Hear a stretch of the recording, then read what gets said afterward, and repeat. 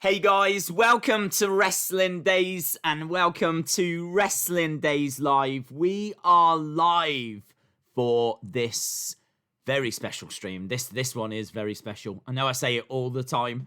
I do mean it all the time, but when I get to something that's extra special, I think it then loses maybe its impact because this isn't just special. This is absolutely I can't even say that, can I? Because I'm thinking of doing this. I'm thinking of the Iconics now. This is huge. This is as big as it gets. If someone was to ask me to show them like one of the most iconic images from wrestling, have you got a picture or something to show me like wrestling? I would show them Hogan, Andre. I would show them that because to me, this really is it. This is the pinnacle. This is the mountaintop. You are talking about two of the all-time greats. I'm sure a lot of people would, show images of The Rock and Stone Cold, which is perfectly fine. But for me, Hogan, Andre, it seriously gets no bigger than that. Even Stone Cold and The Rock is not bigger than Hogan, Andre to me. This is it. This is the biggest. So WrestleMania 3 holds a very, very dear place in my heart. So very excited for this. Obviously, I don't want to be talking too long before we get going. So make sure that you are searching for WrestleMania 3 on the network right now. I always like to give people a few minutes just to try and find it before we actually get stuck into it. So that's exactly what I'm doing now. I'm giving you the first few minutes so that you can find it. Whilst I'm allowing people to do that, I will put a couple of polls up on our Twitter account for those of you that are watching live, and you can start voting for what we're going to watch on Thursday. So those two polls are on the Wrestling Escape Pod channel right now. Okay, so if you're watching live, we're doing a vote as to what we're going to watch on Thursday. The two polls are up right now. So in the first poll, it's Extreme Rules 2009, Survivor Series 2008, SummerSlam 2015, or King of the Ring 1998. That is Undertaker, Mankind. Undertaker throwing Mankind off of the top of Hell in a Cell. That iconic match. So I am leaning towards King of the Ring. I probably shouldn't have it. Well, why can't I have a favourite? I can have a favourite. My favourite on that would be King of the Ring. But there's some other good ones in there. I do like the others. And then on the other poll, we've got SummerSlam 2005, Total Divas, Royal Rumble 92, or SummerSlam 2006. And honestly, on this one, I love Royal Rumble 92, but I might go with SummerSlam 2005. It's between those two for me. SummerSlam 2005 is Hulk Hogan versus Shawn Michaels. So, yeah, that could be very, very interesting. So, yeah, those polls are up. I will go back to them in an hour, see who the top two are for each, and then we'll do a grand final, where there's 4 finalists, 2 from each of those. And then, that will be decided. So, you've certainly had enough time. I feel like you've had enough time. We're going to jump over to the network. We're going to go to WrestleMania 3. Right? WrestleMania 3, which, as we said, absolutely iconic. It comes from Pontiac, Michigan. Let me just move this out of the way. Let me see if I can find the countdown clock so we can get going. In 3, 2, 1. Boom. We are up and... Oh, hello, saxophone. Hello, saxophone. Straight in with a bit of saxophone. Oh, yeah. Loving that. There's not enough saxophone in wrestling these days. They definitely need more saxophone. So if anyone from WWE is watching, yeah, get on it. I don't want a horror show. I want more saxophone. Welcome. The Silverdome in Pontiac, Michigan. So apparently there's 93,173 people there, but But in actual fact, it's believed there was only 78,000. But there looks like more than 78,000 there to me. But apparently 78,000. Hello, hello, hello. I haven't seen it, Jerry. Right, we've got another great... The Queen. The Queen. The Queen's doing it. Aretha Franklin. Aretha Franklin. Why don't we get these legends anymore? I don't understand. Why don't we get the legends? I don't understand. We get all these... I don't even know who we get. Who did we... We didn't get anyone at WrestleMania this year, did we? I don't remember anyone singing at WrestleMania this year. WrestleMania 36. I can't recall them doing America the Beautiful or anything. Oh, it's not a real WrestleMania, is it? Unless you get someone out to do it like this. Look at this. Aretha Franklin. We had Ray Charles at WrestleMania 2. Do you remember that? Shout out. The Queen looks great. Yeah. Yeah. This is when the Queen was black. And also a soul singer. And could play piano.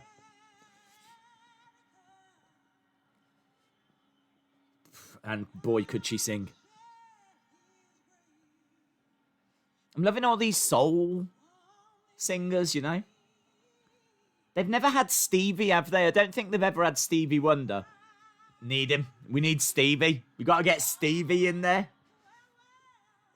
Stevie Wonder for WrestleMania 37. Might start a petition.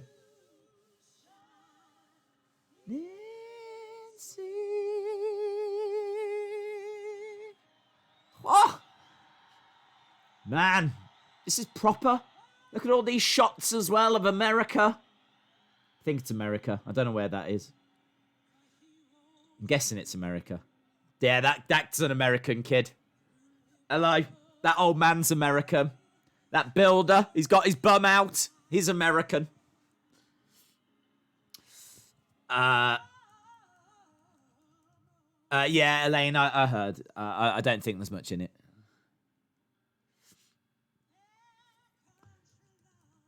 Loving it, man. Loving it. Aretha was the real queen, says Heather. Aretha freaking Franklin. I think that was her full name, yes. Aretha freaking Franklin. Oh, yeah. Come on, cross the road. Is that woman on the phone? Did you see that woman at the pole on the phone? She was like, yeah, what's happening? Oh, Aretha. Oh, I like her. Yeah, I can hear it. Yeah. Oh, that's good. Oh, she sounds great. Oh, they called her the Queen. Oh. Just keep going, love. I tell you what, Aretha can just go for the next few hours. And then we'll do Hogan Andre. And I'll be pleased as punch. Oh, maybe get Macho Steamboat in there as well, but... that stadium is not there anymore, by the way. The stadium, gone. They demolished it in 2018. 2017, they decided to demolish it. 2018, it's gone. You can actually see a video on YouTube of the broken down, like, abandoned stadium. You see what it's really sad. To think that such a moment, such a show, such an event took place there. And I'm sure there was thousands of other big events. But, yeah, it's not there anymore. They demolished it. Apparently Amazon is going to use the land. I don't think for farming or anything. I think they're probably going to build a warehouse, but...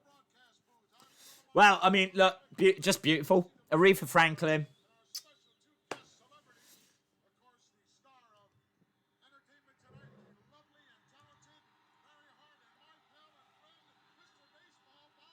Now, I've heard of Bob Uecker because of that famous clip, and I think it is WrestleMania 3, isn't it, where Andre puts his hands around his neck, and it's like, and Bob Uecker's getting shaked. Look at Jesse. Look at that jacket. Oh, I'm pumped up for this, man. It's a shame that it's got, I agree. Shout out Wrestling Days, fam.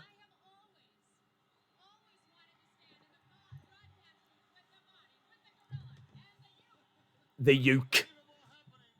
It's a happening again, guys. It's always a happening when Gorilla's around.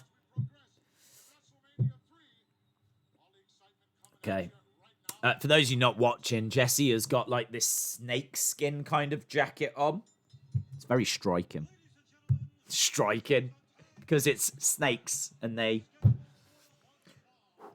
Tough crowd. Right, here we go. First match. Is that Strike Force? Rick Martel. No. The Can-Am Connection. Who the hell? The Can-Am... That might be the worst tag team name I've ever heard of. The Can-Am Connection. What is that? What's Can-Am? It's like somewhere in Canada and America. Is it the Canada and America connection? The Can-Am Connection. That's rubbish. Oh, that's rubbish. Can-Am Oh. Here we go. Cowboy Bob Orton, Randy Orton's dad, as we always like to point out for you youngsters out there that didn't know that Randy Orton had a dad.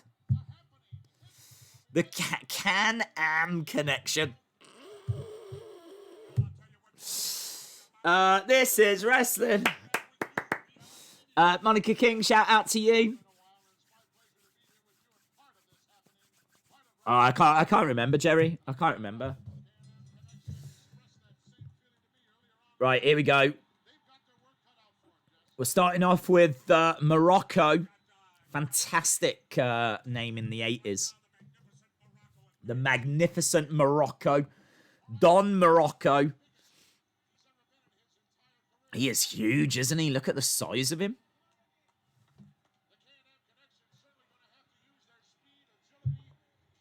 What's going to be good about this show? And in fact, it's been a theme throughout all of these WrestleManias. These matches are not going to take long. Each match is going to be around the 5-minute mark. We've got some big matches later in the card. Obviously, the entrances take forever as well because of the size of the stadium. And we've got something like 12 matches that we need to try and fit in. So, here we go. Morocco in the corner. Camera feels like it's about 1 million miles away. Thankfully, there's a few that are a little closer. Look at that one. I feel like I'm in a different state. Come on, Can-Am. Can-Am. Can-Am. Can-Am. You can. Yes, you can. Connection. Can they do it? Yes, they can. I love that name. Can you tell how much I love that name? They're working well together here. Tom Zenk and wasn't he called like Mr. Z, Dr. Z, something like this? And he was in there with Rick Martel. I don't think the Can-Am Connection were together for very long, unfortunately, but here comes Cowboy Bob Orton. Pablo Gamer, shout out to you. Wrestling Days fan says 12 matches in 3 hours. I know. Can-Am came from the Montreal International Wrestling Association.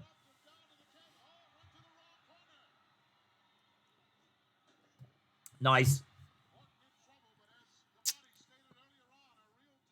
Yeah, I saw that, James. I'm not buying it, to be honest. The Z-Man. The Z-Man. Tom Zenk, also known as the Z-Man in WCW. Shout out to you, man. I don't like these camera angles, says Monica King. Yeah, some of them have been quite far away. This certainly feels like, I mean, unsurprisingly, the biggest WrestleMania that we've had. You might remember the first WrestleMania was at Madison Square Garden. He's got a full Nelson, by the way. He had a full Nelson on and it's got reversed. Oh, Morocco just hit Cowboy Bob. 1, 2. Cowboy Bob kicking out. I'm trying to tell you facts here, and the match is getting in the way. So, first WrestleMania, Madison Square Garden, around about 19,000 there.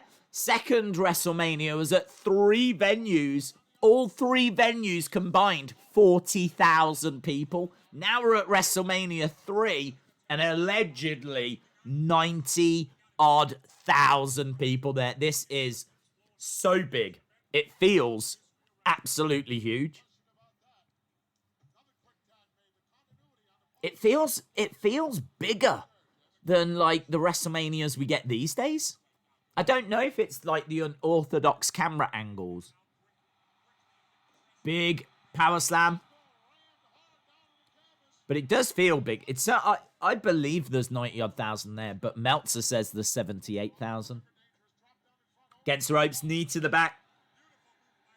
Apparently there was more people at SummerSlam 1992 in the UK than there was at this show. Which I find that hard to believe, but...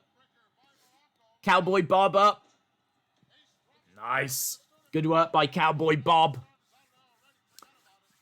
Does anyone know what time SmackDown is on? SmackDown is on 1 a.m. in the UK, so I think, what's that? 8? Is it 8 Eastern or something? Look at that shot. We're seeing Gorilla. We're seeing Jesse the Body.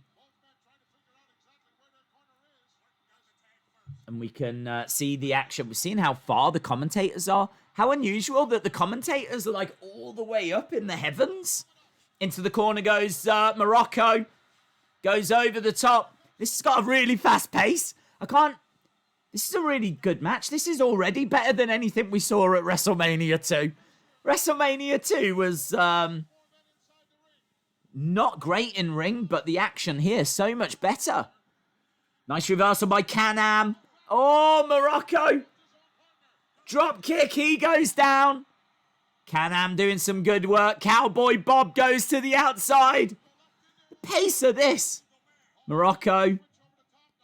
Catches. No, falls down. 2, 3. Can-Am. Yes, they can. Can-Am connection. That was a good match. That was a good match. That was... The pace, man. It's such a difference from WrestleMania 2.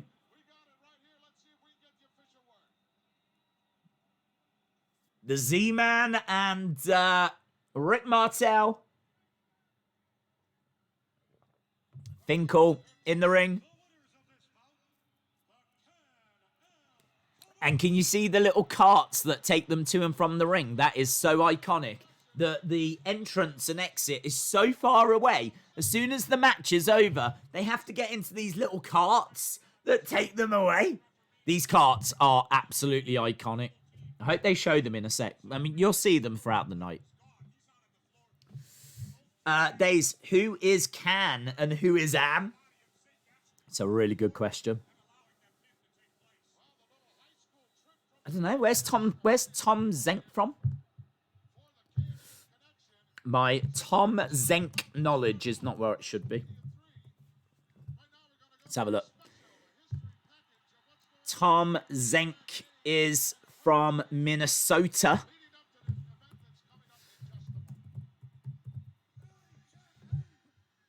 And Rick Martel is from Quebec. So Rick Martel is the Can, and Tom Zenk was the Am. Oh, what we got now? Oh, is he going to let him put the full Nelson on him? Yeah.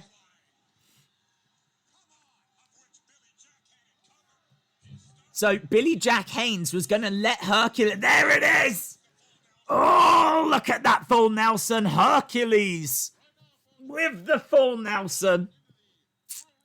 Wonderful. No Titantron. The entranceway is literally just a canopy that's got the WWF logo on it. Coastmaniac says, this is the ring that was at Access. Oh, okay. Mattel showed, though, Mattel should make those ring carts. Yes. I saw your DM, yes. Here's Hercules.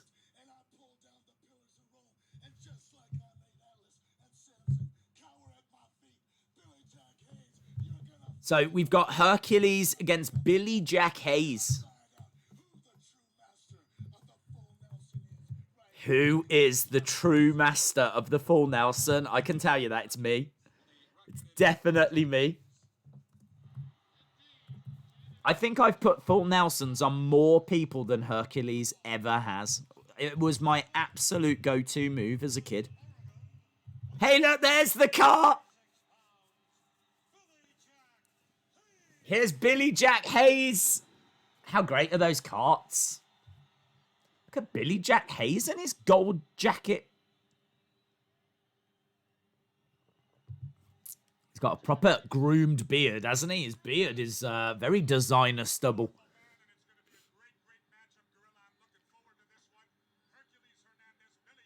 Billy Jack Hayes has got like a choker.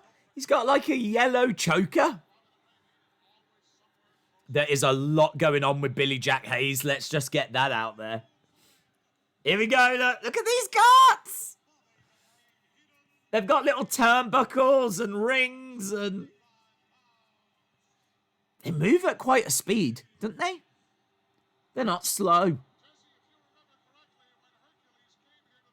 Here's Bobby and Hercules. Days, there's been a tease going on between Sting and Undertaker. Do you think it'll happen? No. Chalmers says there should be a stream analysing iconic wrestling pictures, and guess what show it's from? Chalmers also says, I want to be on that cart. Quebec is French speaking, says Heather. I believe it is, yes. Days versus Full Nelson in a dream match, says Brandon.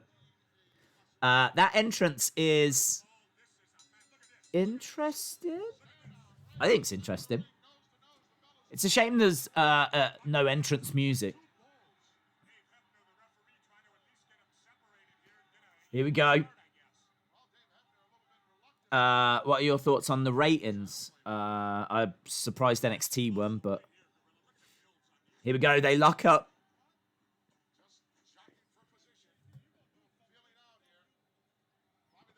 So this is a match all about the Full Nelson. Can you just appreciate how epic that is to me? We're bound to see a Full Nelson at some point here. Knee to the midsection by Billy Jack Hayes. And again, Hercules firing back. Big strike across the back now. Hercules in control. Hayes into the corner. Hayes managing to get out of the way. Big chops coming in. Hayes wrestling in yellow and green. Lovely press slam. Great show of strength. Here we go. Look, he's going for it. No. Oh, little tease. Billy Jack Hayes is a little tease. Bobby the Brain Heenan is out there. He's the manager at Hercules, and he's like, you got this.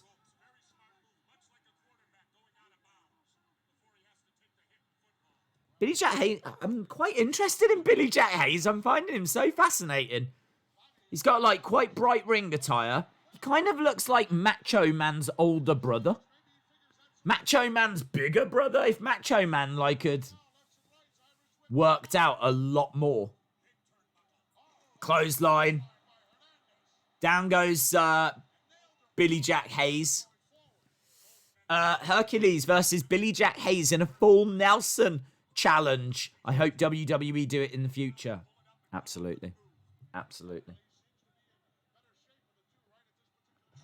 Well, Billy Jack Hayes is stunned here. Kick to the head by Hercules.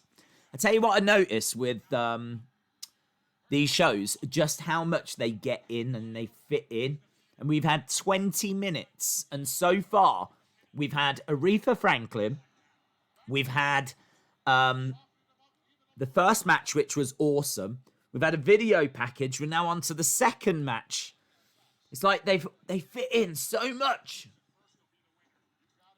We've even had a chat from the commentators, you know. Big strike by Hercules, who's back in control. Into the corner goes Billy Jack Hayes. Imagine if you had a power to turn into a wrestler, who would you choose? Boom. Maybe The Rock. The Rock. I'd be The Rock. Because I'm retired, I'm super famous, I'm super wealthy, and I got a career in Hollywood. Thank you!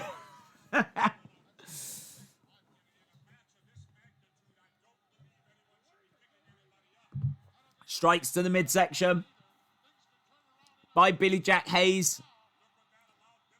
He's looking for a suplex. Couldn't quite get it on Hercules. Yeah, Billy Jack's back has taken quite a bit of damage in this match.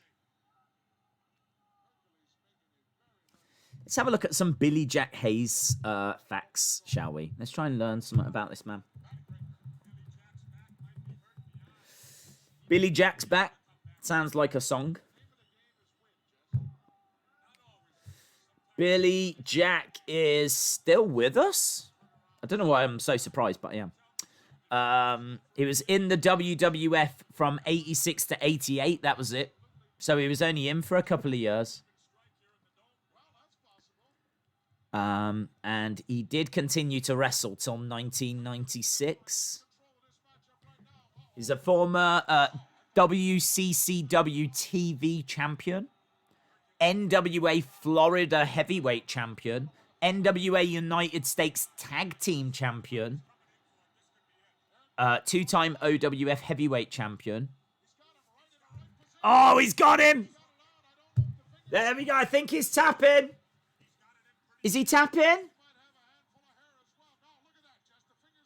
Oh, the fingers aren't quite locked in. I thought Billy Jack was tapping there. Hercules hasn't got it quite applied.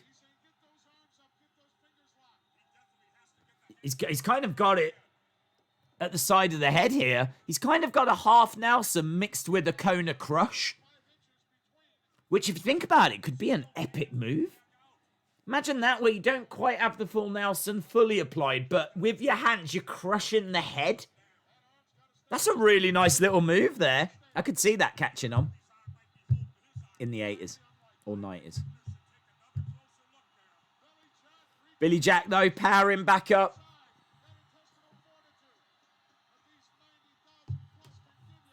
Oh! He's trying to break it, and he does. Hercules coming over. Big strike to the back of Billy Jack Hayes. Hayes goes against the ropes. Double clothesline. Both guys go down.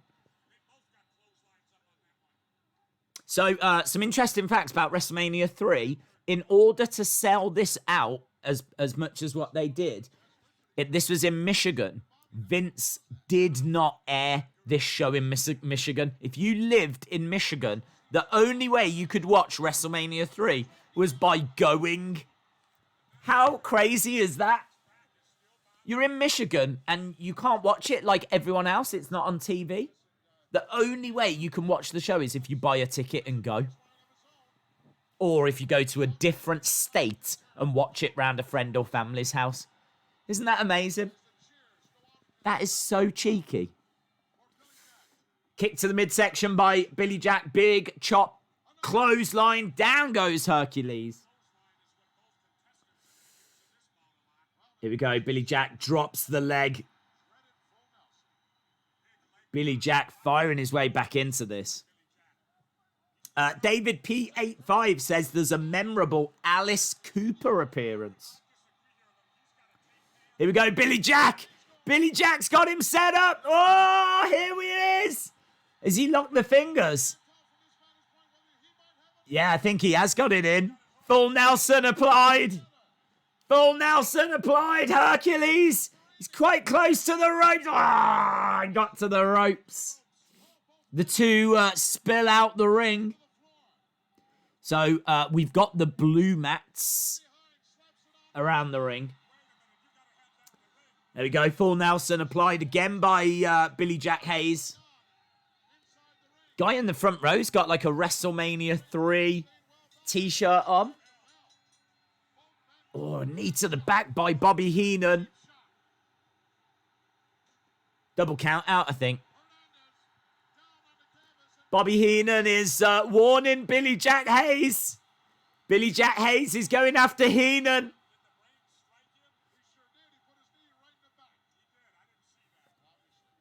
Here we go. Look, Bobby's running into the ring. I think he's doing whatever he can to get away.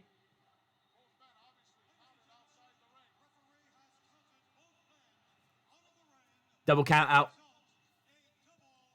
Hercules with his chain. Hercules with his chain. Wrapping the chain around his fist. Nails him. Nails Billy Jack Hayes.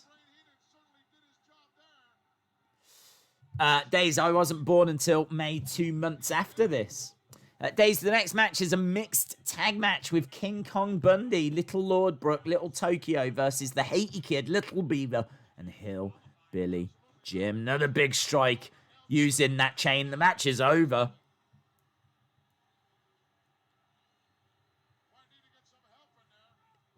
Oh, has he busted him? I think he has busted him. I think there's blood. I think we got some juice. I think Billy Jack Hayes is bleeding. Another. Oh, down he goes hard. Look at the blood. Wow. Wow. Shout out to Epic Panda, Tommy, and Caden. Shout out to you guys. Thank you for joining us. We're watching as a full Nelson is applied to a bleeding, broken, battered Billy Jack Hayes. Ironically, that's probably the highlight of his career. He's only with WWE for a couple of years. I can't imagine he did many shows as big as WrestleMania 3. So, ironically, he probably looks back on this moment quite fondly. Well, there we go. Hercules has his hand raised by Bobby Heenan, but I think the official result is a double count out. King Slimby, hope you are well. So that was the second match. We've already had the Can-Am connection. Victorious in the first match. This was a double count out.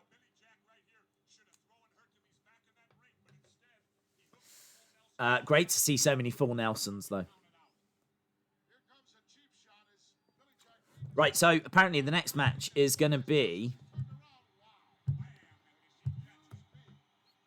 I don't know, what do you call them? Back in the day, they were called midgets, but I don't know if that's the right terminology anymore. I don't know what you say now, actually.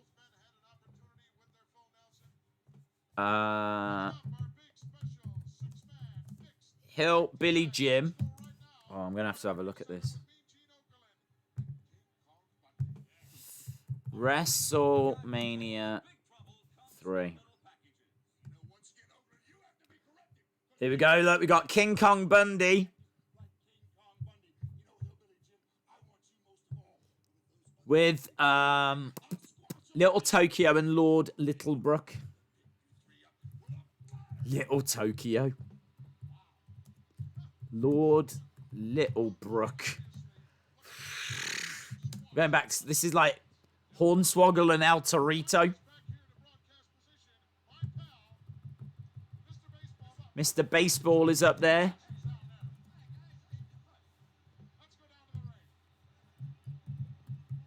Hillbilly Jim. There's little, I'm guessing that's Little Tokyo.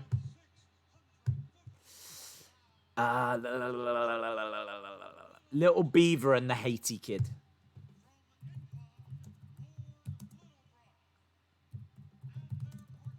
Lord Littlebrook from England. I don't know anything about Lord Littlebrook. Lord Littlebrook from England? Where's Lord Littlebrook from? Right, hang on. There's a wrestling legend here from England that I don't know anything about. Lord Littlebrook. Let's have a click on this. Was a British, it says midget wrestler, but again, I don't know if that's the correct. Did you know? What? He enjoyed great success in the 1970s when he was the NWA World Midgets Champion. There was a World Midget Championship. What? What do you mean? There was a World Midget Championship by the NWA. What does that bet? It's a small belt. World Midget Championship. Where is that belt? Is it that? No. Oh, hello, we got Hillbilly Jim's music kicking off.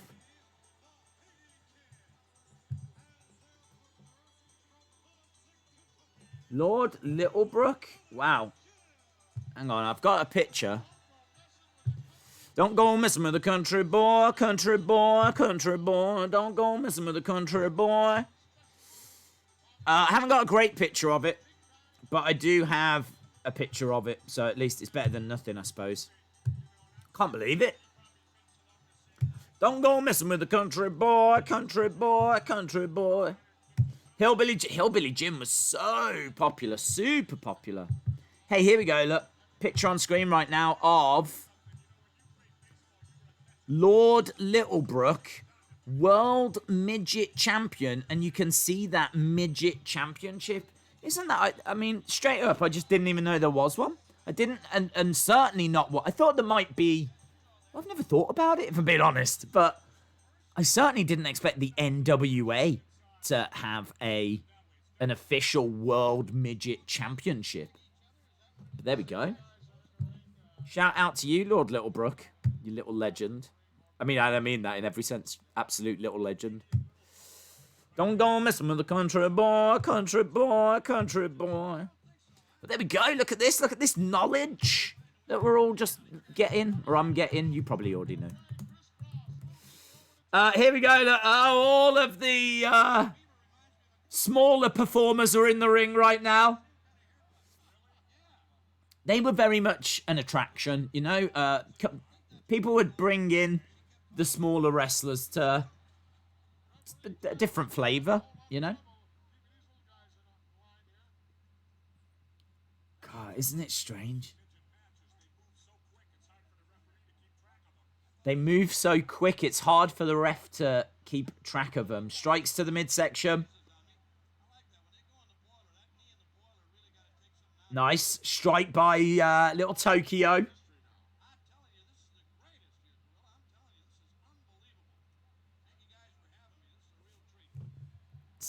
This is the first little person. I don't even know what I meant to... I'm going to look at the terminology.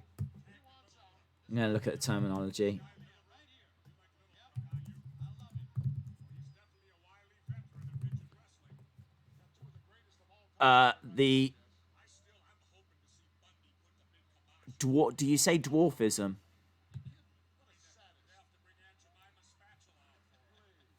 The terms person of short stature, little person, and dwarf are commonly used to refer to a person with dwarfism.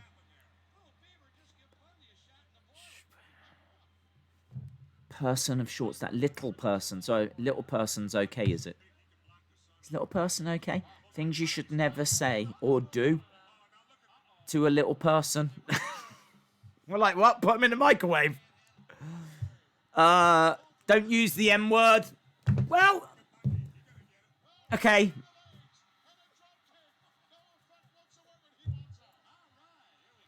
Don't assume all dwarfs are the same. Don't take pictures without asking. Don't shout things at them. This website makes them sound like gremlins. Right. So little person, I think, just from Google. Apparently, don't use the M word. Little person is okay. To say it's a minefield. Sonny Wolf says dwarfism is correct. There's something about dwarfism though that I think means, I don't know, something about dwarfism that's, I think it's, doesn't it mean your arms still grow? Oh. It's something to do with the proportions, isn't it? Well, this isn't what I want to be talking about. I've learnt to say little person. I've learnt that. There's many different conditions, symptoms with dwarfism. Okay. Right, look, Little Beaver's in anyway. We know he's a former world little person champion. Bundy's in the ring right now. I tell you something with this. Bundy at the end of this match will drop an elbow onto Little Beaver. And he's not meant to do that. Little Beaver, how much does Little Beaver weigh? How much does Little Beaver weigh?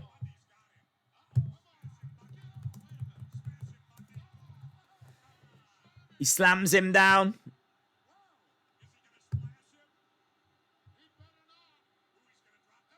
Elbow drop. Elbow drop onto Little Beaver. That moment right there, he was not meant to do. Little Beaver weighed 60 pounds. Little Beaver weighed 60 pounds. Did you see what Bundy just did then? Did you see the elbow drop? 60 pounds.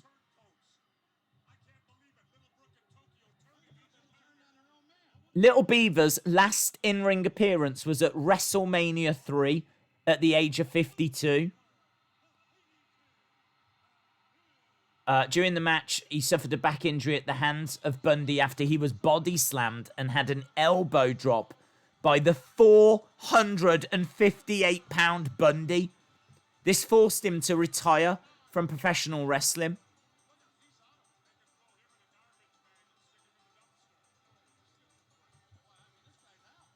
In 1998, Bundy said that he hoped he wasn't responsible for Little Beaver's early death in 95 because of that moment. Look, he's still down. Hillbilly Jim's trying to check on him. Wow. That's a very, very real moment that you've just seen there.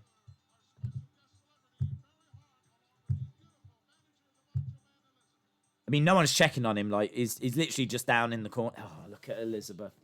Look at Elizabeth.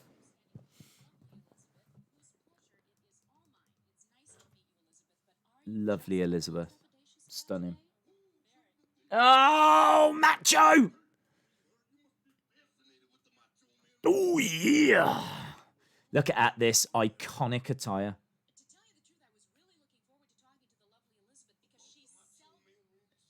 Yeah, I'd like to hear from Elizabeth, please.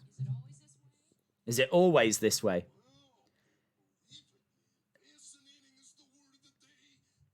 Macho interrupts in here.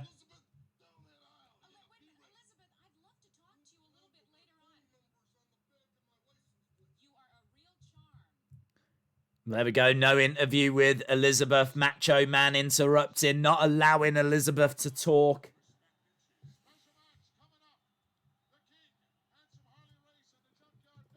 Lord Littlebrook and Little Tokyo had the most reigns as 3-time world little person champion. And Sky Lolo was the first champion. Love her dress, says Sonny Wolf. Here's King Harley Race. And Junkyard Dog as well.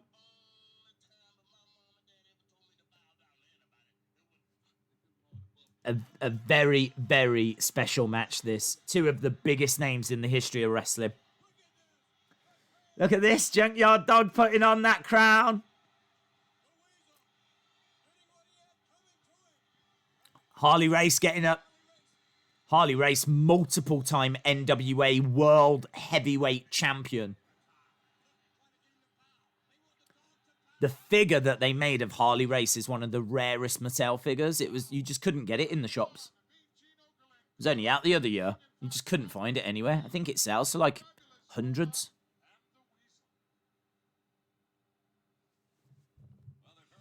Here we go. Look, there's Fabulous Moolah. Fabulous Moolah with King Harley.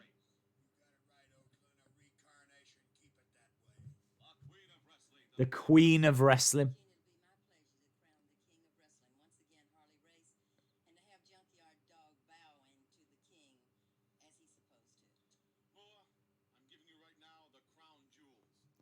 Bobby Heenan. I mean, look at the 4 people on screen there. Harley Race, Fabulous Moolah, Mean Gene, and Bobby the Brain. It's an absolute who's who of wrestling.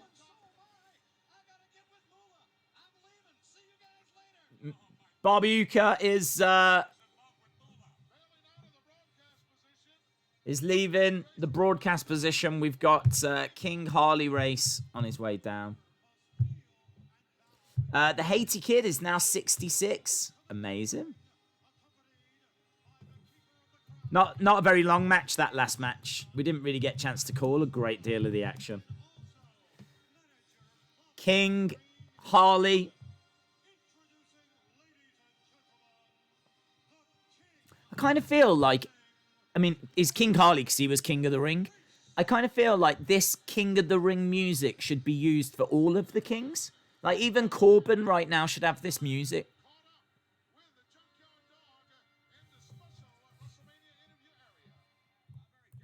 Here's Junkyard Dog, JYD. Grab them cakes.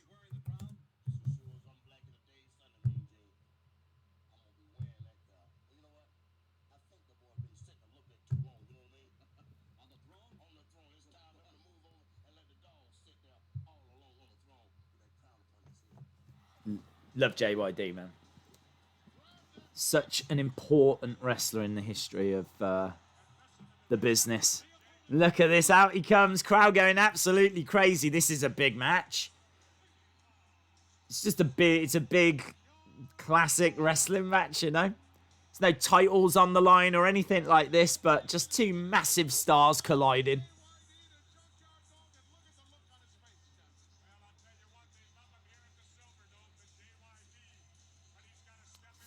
Days, do you remember Lawler and Sleazy versus Donny? I do, yes. Grab them cakes. There is the crown. Corbin needs to lose his King of the Ring gimmick. It hasn't done anything.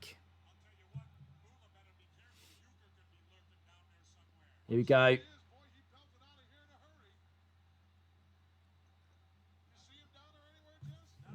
Well, I think the problem with it is it doesn't carry anything, does it? Do you know what I mean? If you're the king, what changes? You can call yourself the king.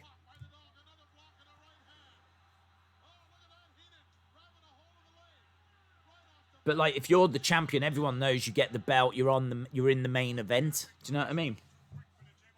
But if you're the king, what actually changes? Okay, you get a crown. and you can call yourself the king, but that's it kind of needs more, doesn't it? Headbutt.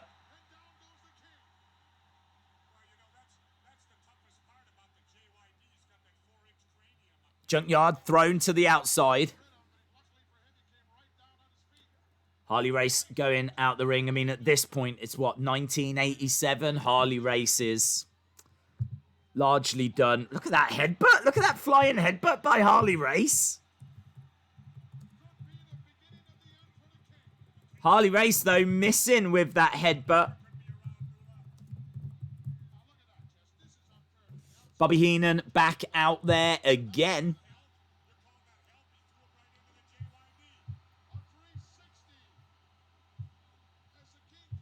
So, JYD in the ring with Harley Race. Working on the neck. Harley Race down on the outside. What I'm looking for is I'm looking to see when was Harley Race's last title reign. Kind of compare it to where we are now. List of champions. Here we go.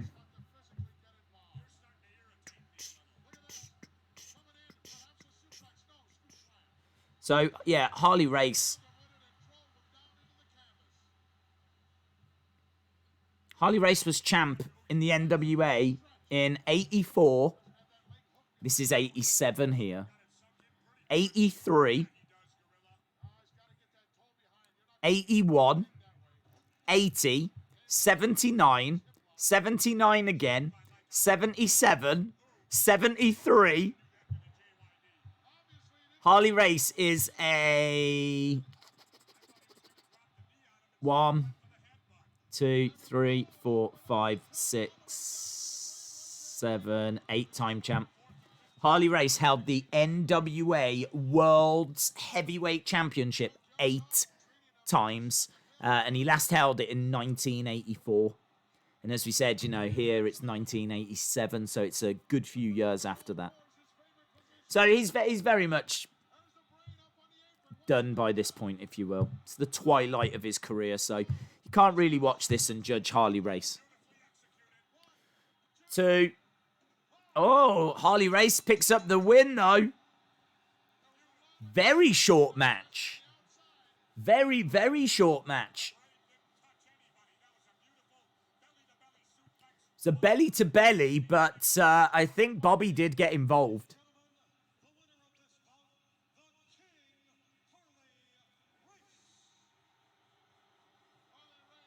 Oh, I mean, there was nothing to that match.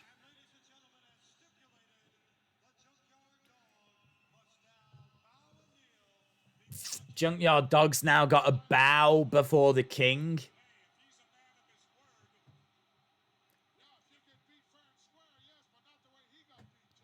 Junkyard saying, nah, this isn't right. Here we go, look. Harley Race is sitting on his chair. Bobby Heenan is saying, and Fabulous Moolah saying, bow before the king. And he does a little curtsy. And a bow. He went to shake hands, did he? No, he picks up the chair. Hits Harley Race with the chair. Harley Race goes down.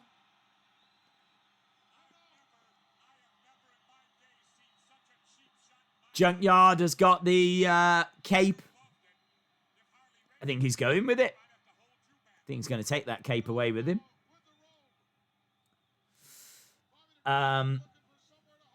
Luckily, the king gimmick is finite. Corbin won't be king forever, yes. It tends to last about a year, doesn't it?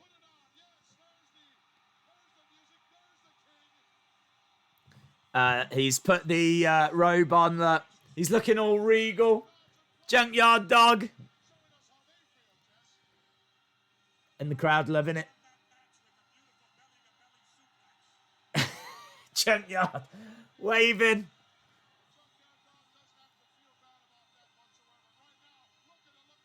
He's got a big smile on his face. Fair play.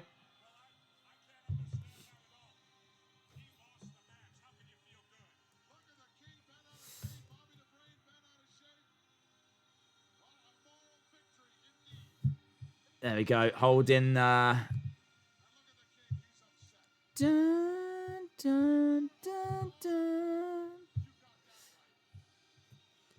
So, Junkyard has been whisked away.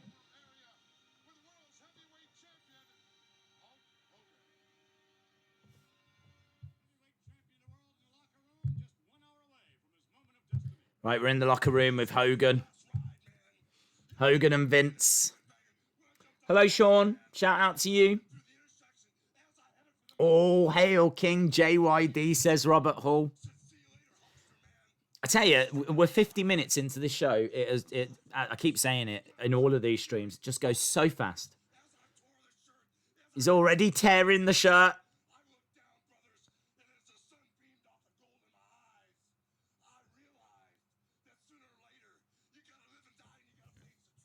You gotta face the truth sometimes. What a match. What a match.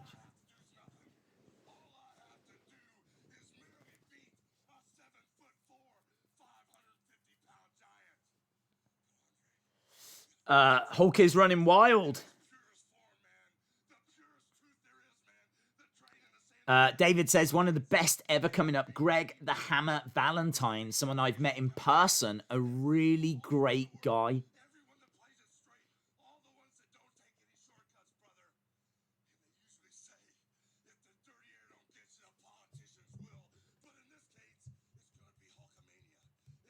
Very passionate promo by Hogan.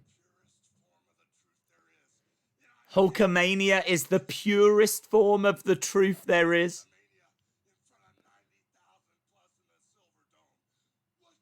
What you gonna do?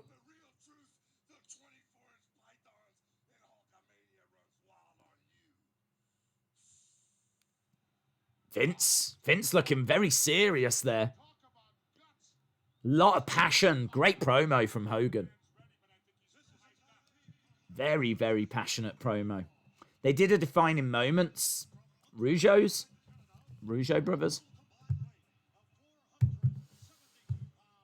They did a figure of that Hogan, Mattel. It's brilliant. It's one of my favorite figures.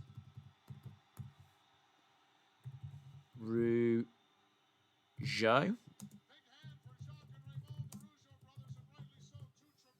ROUGEAU brothers.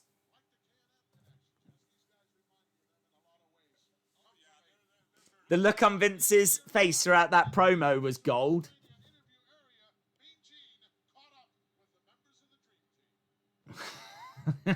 The Dream Team.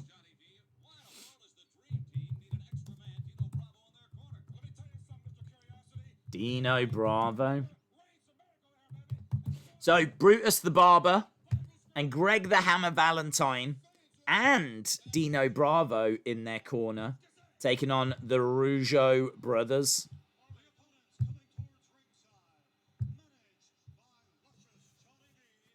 Managed by luscious Johnny V. Back then it wasn't jammed with filler, says Heather. Not quite fabulous yet. Good promo, says Wrestling Days fans. Very passionate. Dino, yeah.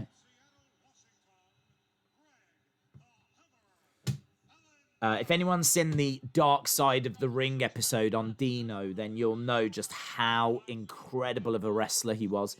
Absolutely brilliant wrestler that, like so many others, just was not used to his full potential. He was a massive star in Canada. One of the biggest stars they had. And then they brought him to the WWF and they made him dye his hair blonde and he looked a bit silly. Like, the blonde hair didn't do anything for him.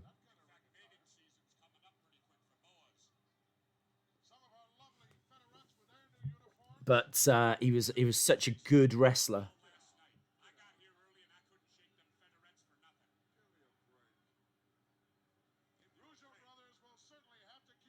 Like Dino outside the ring.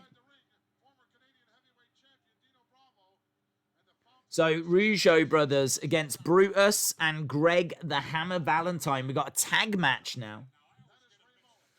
We're racing through some of these matches. I don't know what number match this is. I feel, is it number 4? Maybe even 5. Dino was a god in Canada, says David P85. Jerry Smith, shout out to you. What happened to the Sunday Fafa rounds? Just time. Just, we've been doing a lot more longer streams and just very difficult to fit stuff in. Right, Greg is in there, knee to the midsection. Jacques and Ray ROUGEAU. Jacques in there.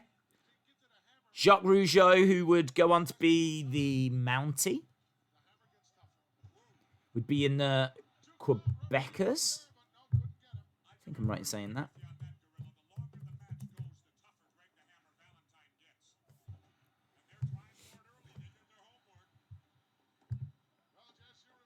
Kick out.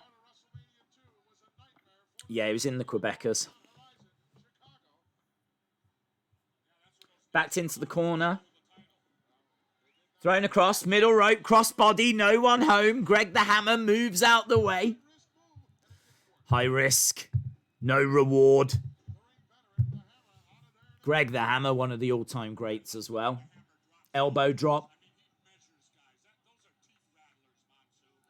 Scoop, slam. Tags in Brutus. Brutus stomping down. Days Watch 2030. Oh, it has to be voted for, bud. Shout out to Stevie. Shout out to Kevin Korea. Shout out to everyone that's joining us. Logan as well. Miss Count One says, Mania, baby. What, and one of the biggest as well. There was so many people trying to get to this building that Aretha Franklin at the start was late. They didn't know if she was going to make it on time because traffic was jammed outside.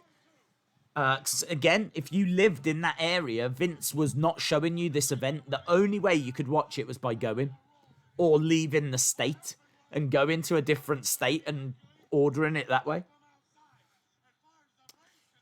Here we go, grabbing the ropes. Bobby Heenan has gone up to the commentary area, which is miles from the ring.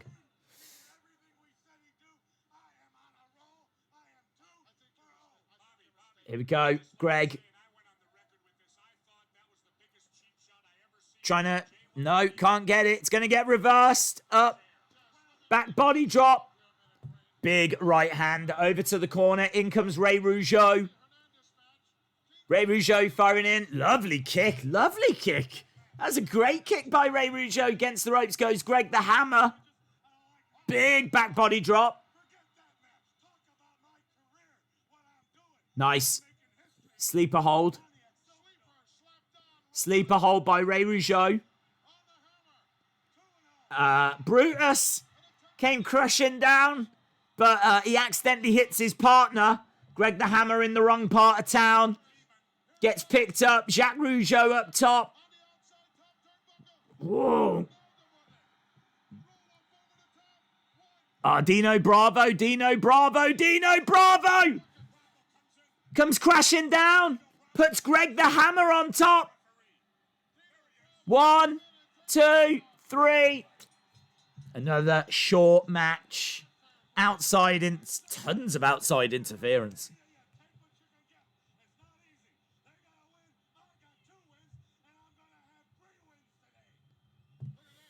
Back then, the Detroit Metro was over 3 million people, says Brian. There we go, Greg.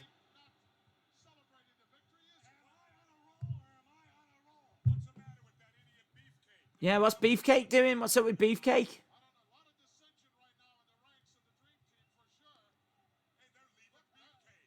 Are they leaving Beefcake?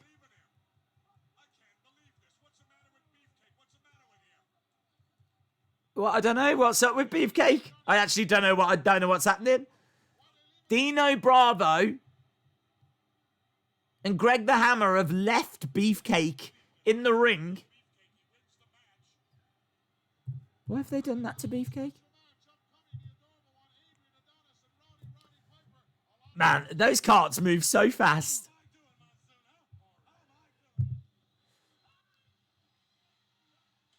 Oh, yes, we got Adrian Adonis.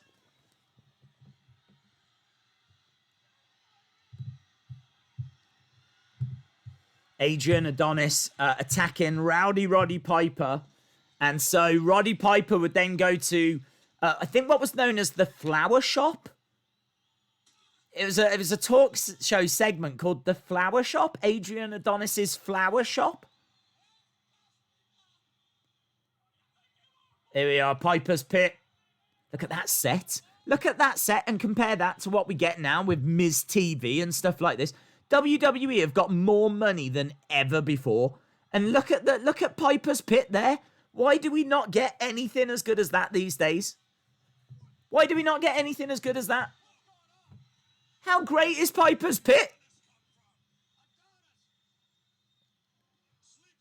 Sleeper hold by Adrian Adonis. Here's Roddy Piper with Jimmy Hart. Roddy Piper at this stage is a face now.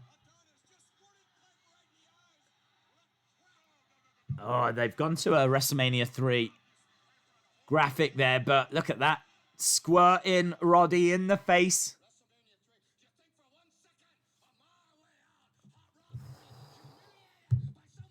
Into this. Into this. Adrian Adonis was very strange looking. Yeah, I think he was their version of Adrian Street.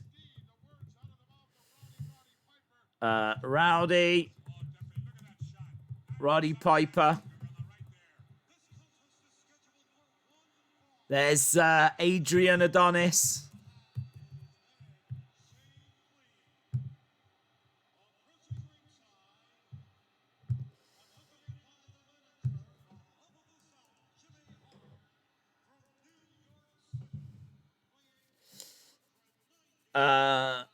Days, can we watch King of the Ring 96?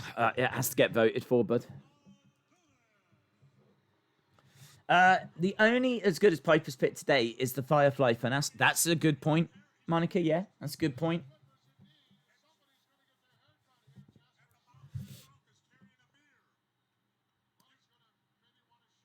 So, Adrian Adonis has got those cutters. So, they're going to give Roddy Piper a haircut, apparently. Good luck with that.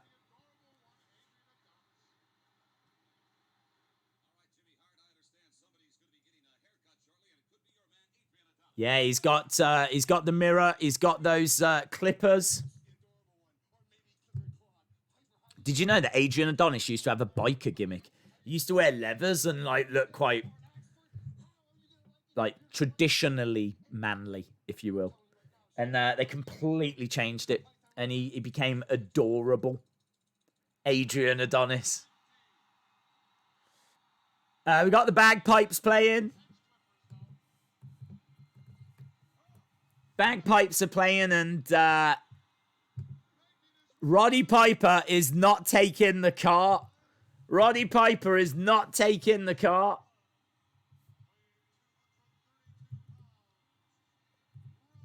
Rowdy is running his way to the ring. It's Rowdy running Piper. That's what we've got. Rowdy running Piper.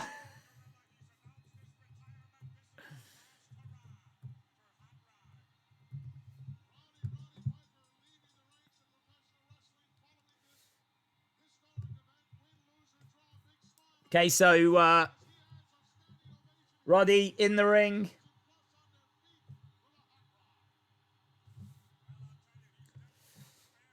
Yeah, he certainly has got the fans behind him.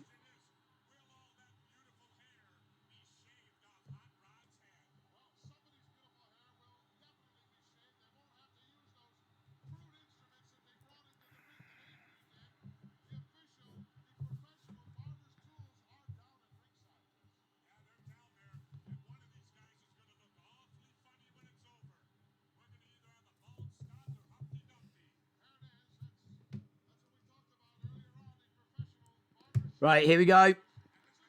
They're unloading on each other.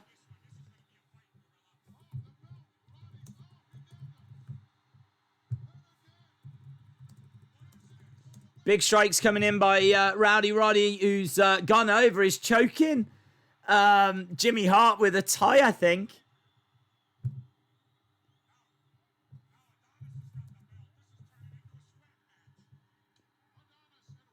With belt, he took his belt off. Big strikes coming in. I love Adrian Adonis. I was a big fan of Adrian Street, though, so...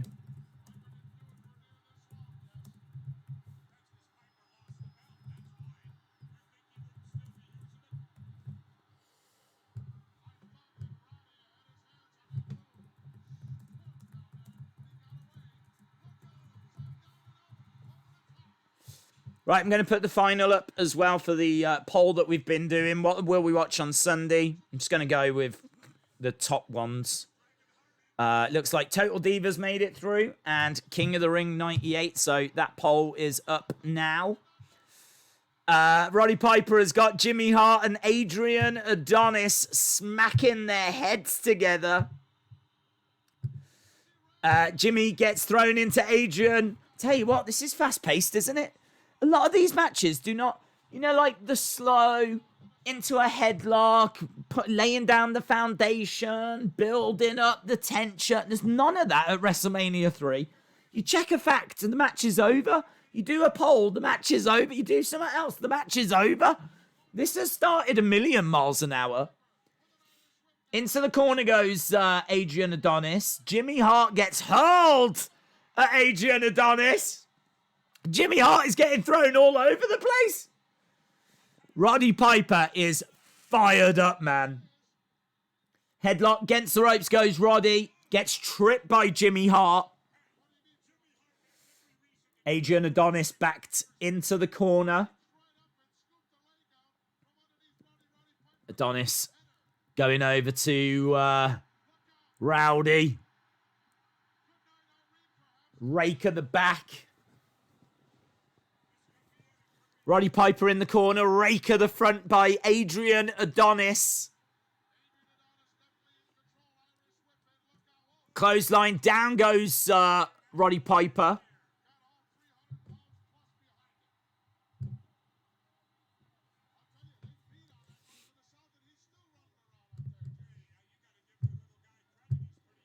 Adrian Adonis doing some wonderful work right now.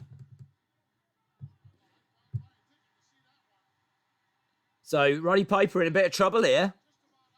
Elbow to the head. To the outside. Yeah, he just broke the ring apron, look. Face first into the table. So, the ring apron is now hanging off. Roddy Piper down. Adrian back into the ring.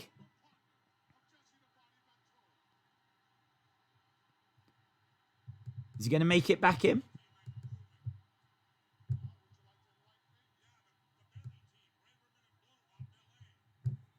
Big strikes by Adrian Adonis. Elbow by Adrian Adonis. Piper down. He's been outside the ring. This thing has moved at a million miles an hour. Piper is calling Adrian over. Adrian with a big chop. If you think that Piper was in the main event of WrestleMania 1, boxed Mr. T at WrestleMania 2, and now here at WrestleMania 3, he's kind of mid-card against Adrian Adonis. Does feel like a little fall from grace, but it's a good match, actually. It's a fast-paced match, and they're doing a lot of stuff here. Roddy Piper desperately trying to get out of this sleeper. Adrian Adonis has got Roddy Piper down. Jimmy Hart just jumping around, celebrating, but he's going back and forth, so he keeps going, jumping across the camera. It's brilliant. Jimmy Hart was like the Asuka of his day. Backed into the corner goes Adrian Adonis. And again.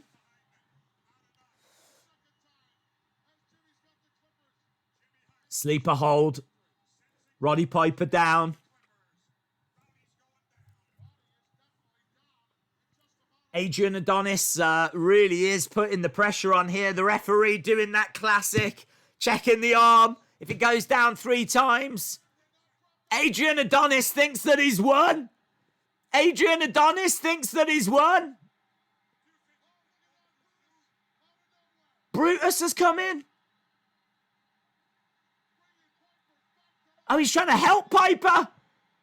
He's trying to help Piper. Brutus. Those shears off the... Sleeper hold by Piper. Where was Brutus? Where did Brutus come from? We will miss Hot Rod. Yeah, this apparently was his retirement match.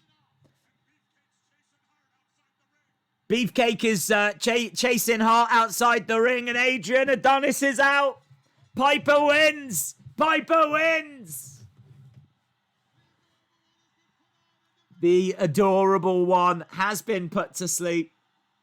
Is this where Brutus becomes the barber?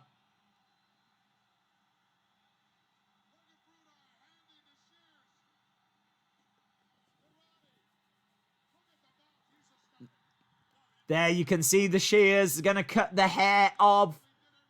God, with shears? Oh no, he's got little clippers. He's trying to clip the hair. Oh, they're not brilliant. They're not brilliant clippers, are they? They're not brilliant clippers at all. He's a rubbish barber. Fun fact, Brutus the Barber Beefcake's the worst barber ever. Look, he can't get any hair off.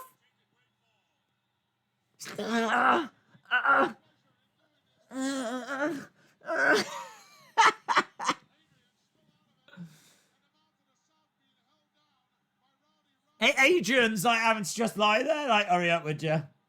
Hurry up.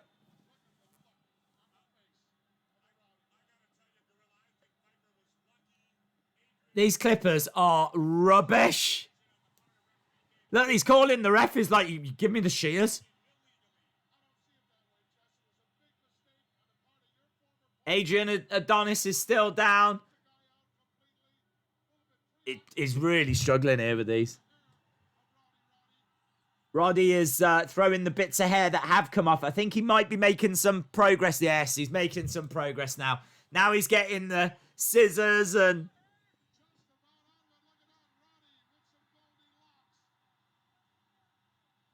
Whoo, he had to work hard.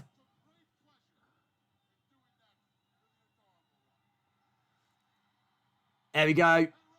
Roddy has got the mirror. Adrian Adonis has got up. He's like... Oh. Charging over. Double axe handle. Piper moves out the way. It's just carnage, isn't it? It's like a Benny Hill sketch.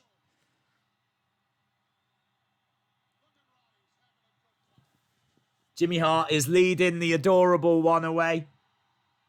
People are laughing.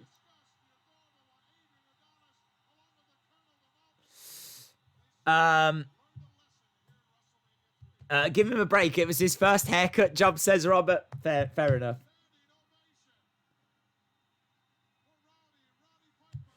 So, yeah, Piper had announced that he was going to be retiring. You saw a sign in the crowd saying, "We will miss you, Roddy." And he certainly does go away for a long time. I think that they bring him back to do a special Piper's Pit at WrestleMania 5. He kisses the Fink on the head. Is that a fan?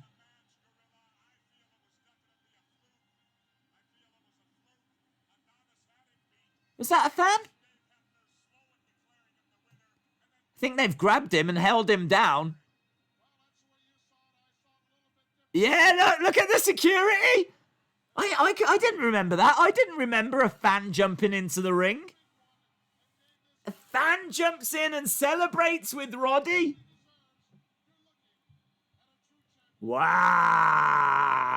It's a happening here at WrestleMania 3. That fan was so overcome with joy that Roddy Piper didn't lose that match. He just had to get into the ring. He had to. He was compelled. He had to. I tell you what, back in them days as well, I bet that guy went into a room backstage. Got proper beaten up. Probably shouldn't laugh about that, but it is funny.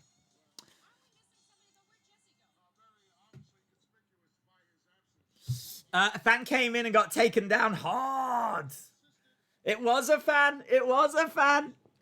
Jumping into the ring.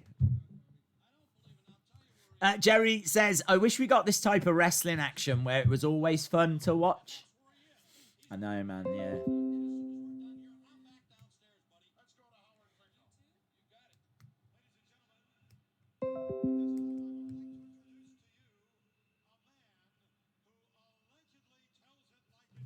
Hello. Jesse the Body Ventura. Jesse the Body Ventura getting into the ring.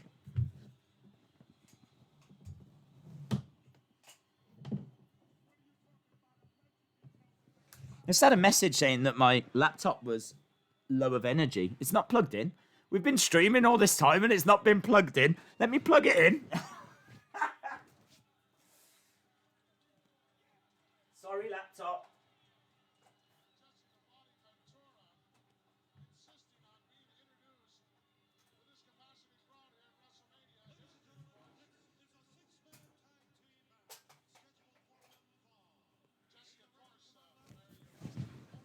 Man, could you imagine if the stream had just died because I was stupid enough to start streaming without checking if it was plugged in? I'm quite impressed with the battery on this, though. To be streaming that long, an hour and 16. And I was setting the stream up and everything for a while before. Right, anyway, we've got to move on. We can't focus on my stupidity. We certainly didn't need this stream to tell us that. We've got the Hart Foundation with Danny Davis.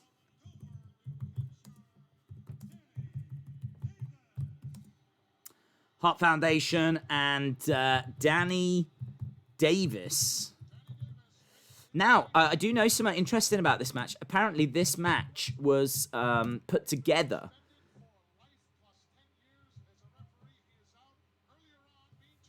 to protect Dynamite Kid. Dynamite Kid had a very serious back injury at this point. At the end of 1986, he was in a match and it went wrong, and he suffered a very, very serious back injury. But he kept working. He kept trying to, carry on, and but it was very clear that he wasn't the same performer, and he needed to protect him. And so that's why they make this a 6-man tag match.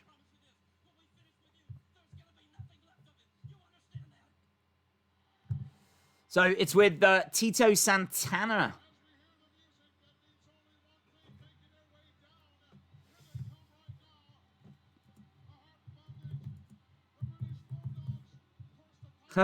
Is that Matilda? Yeah, Matilda! Isn't she a beauty? She is fit. Dun, dun, dun, dun.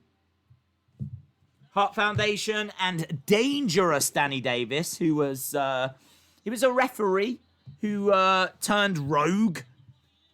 Became a wrestler. A referee that became a wrestler. That's as crazy as... Oh, look, he's going right after Jimmy Hart. He's going right after Jimmy Hart. Yeah, go on, Matilda. Go on, Matilda. Matilda right after Jimmy Hart. Ah, she can sniff out a wrong un. She can sniff out a wrong un. Ah, look at Matilda.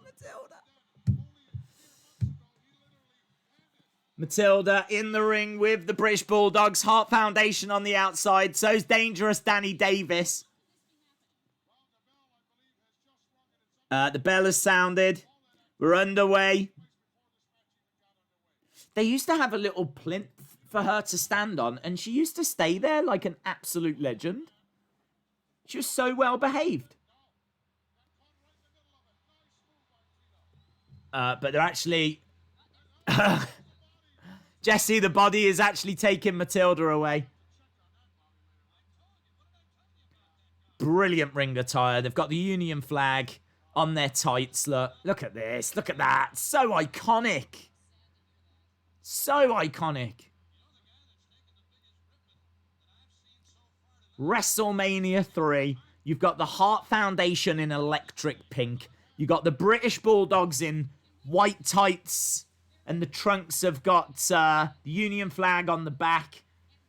They just look great. Just look classy. Crisp, clean.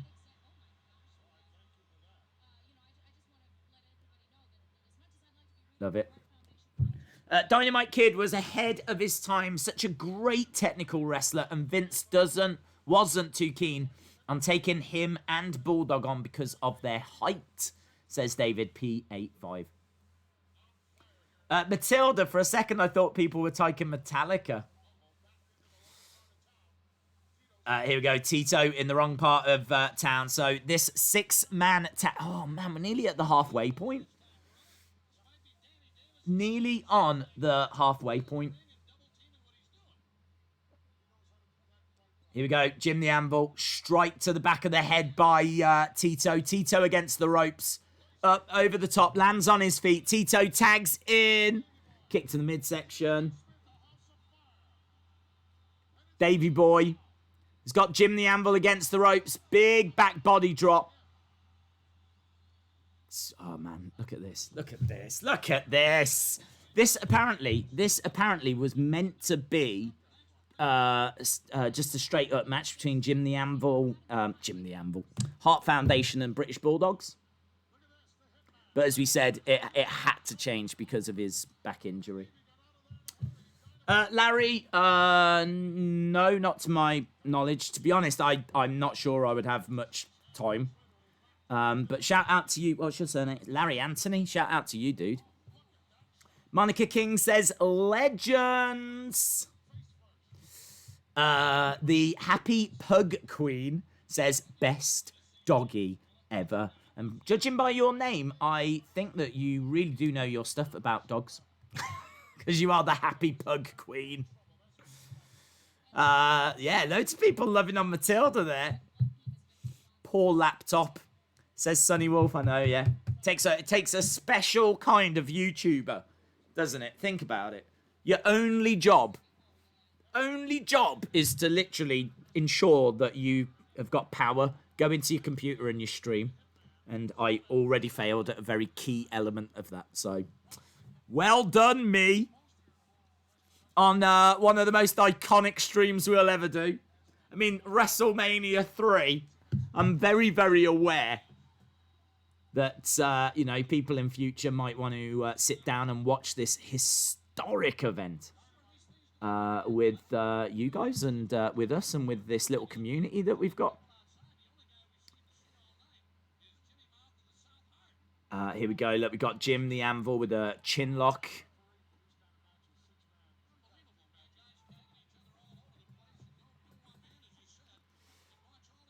You can see that it's starting to go quite dark now.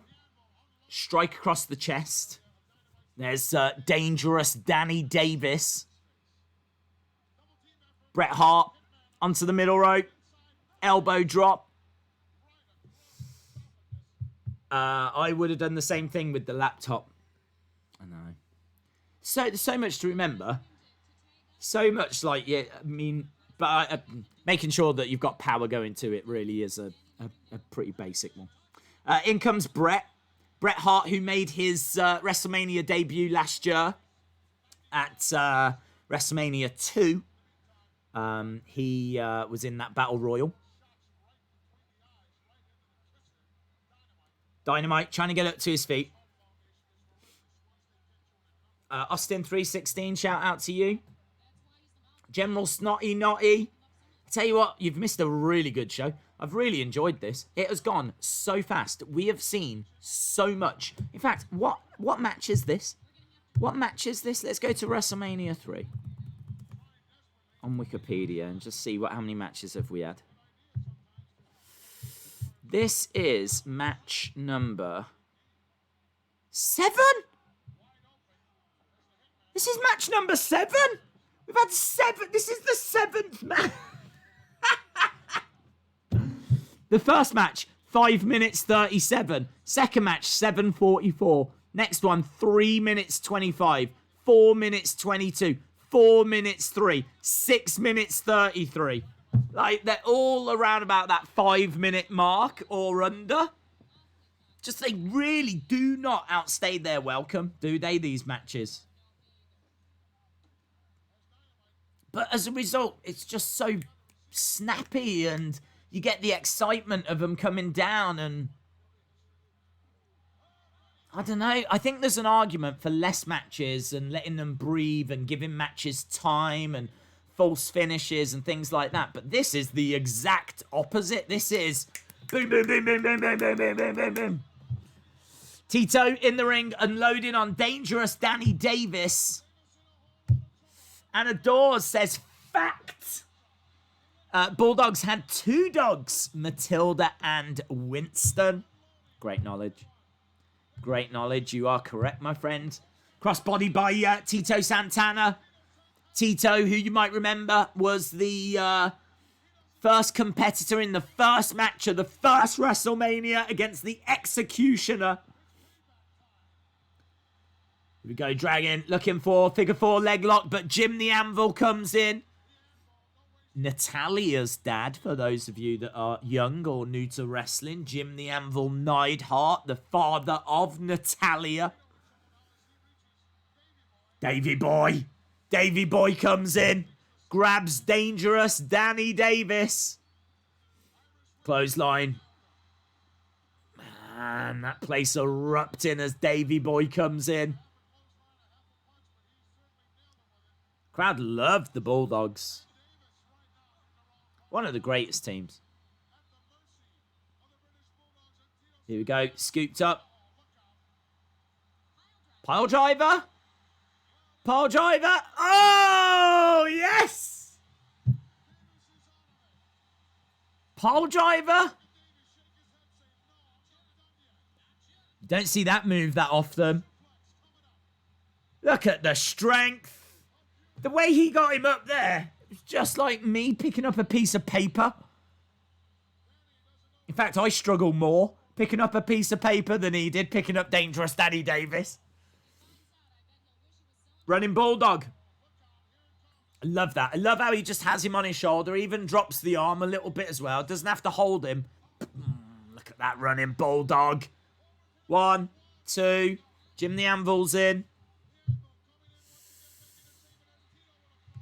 Ah, the crowd popping hard.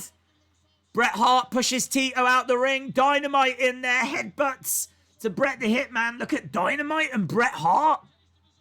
Apparently they had killer. Oh, dangerous Danny Davis getting the pin.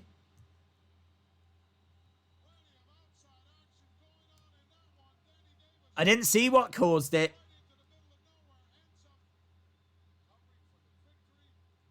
So, dangerous Danny Davis pinning Davey Boy? So much action. Danny getting the pin there.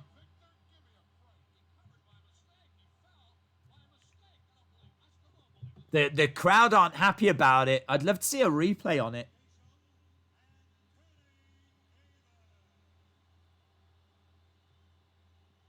Here's the replay. So, yeah, there's the running power slam. Kick to the side of the head by Jim the Anvil.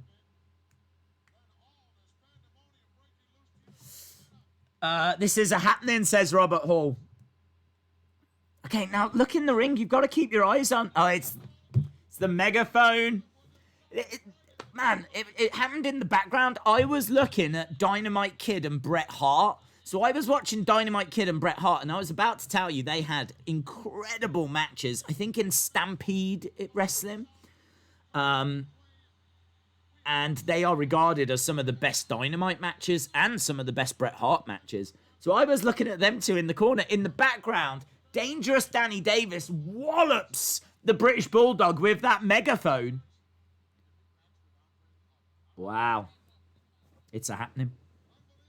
It's a happening.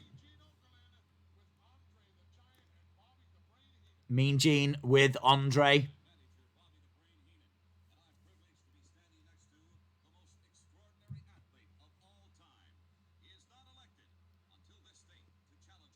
Look at Andre the Giant. Andre the Giant never used to wear that singlet. That is not what he used to wear. If you remember the other WrestleManias, he was always in trunks. So that singlet is not something Andre would wear. But he's wearing it here, and it becomes like super iconic. Because he's got a back brace on. They really didn't know if Andre was going to make this match. They built it and build it and did everything they could. He had to have back surgery just to be able to do this match. But by this point, 1987, Andre is done. His body is done. He's struggling. He's in constant pain. And Vince pleaded with him and said, like, can we try and get this one big moment? Can we try and get this one big... That's what makes it so historic, is that really it shouldn't have happened. It shouldn't have happened. They managed to just do it. And arguably, it's still a little bit late because the match itself isn't brilliant. Had this been 5 years earlier, the match could have been incredible. But here, the match isn't really anything. But apparently, he has got a back brace on at this point in his singlet. Look at that stone face expression, says Robert Hall. Slick in the ring. The people love me, baby. It's really dark in that arena now. Butch Reed. I say arena. It's a massive stadium.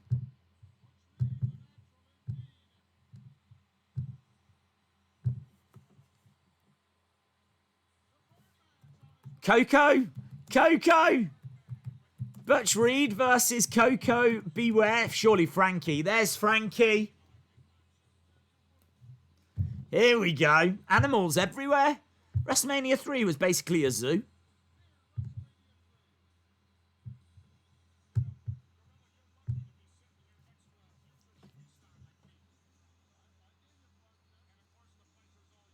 Here we go. Look, the Birdman.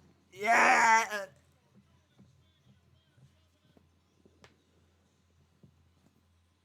Poor Frankie.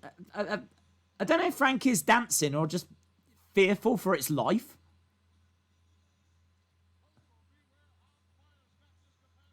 It doesn't make any sense, does it, either? I mean, I've never really thought about it, but at what point did someone go, do you know what's really scary? Do you know what people would love in a wrestler? What? Parrot. Sorry, what? A parrot, you say? Yeah, parrot. How? Exactly. There we go, look. Jesse has got his WrestleMania shirt on. That's a great shirt. I'm surprised they haven't made them again. Shout out to Pizza. Why do we have to beware of Coco? Because he's got a parrot.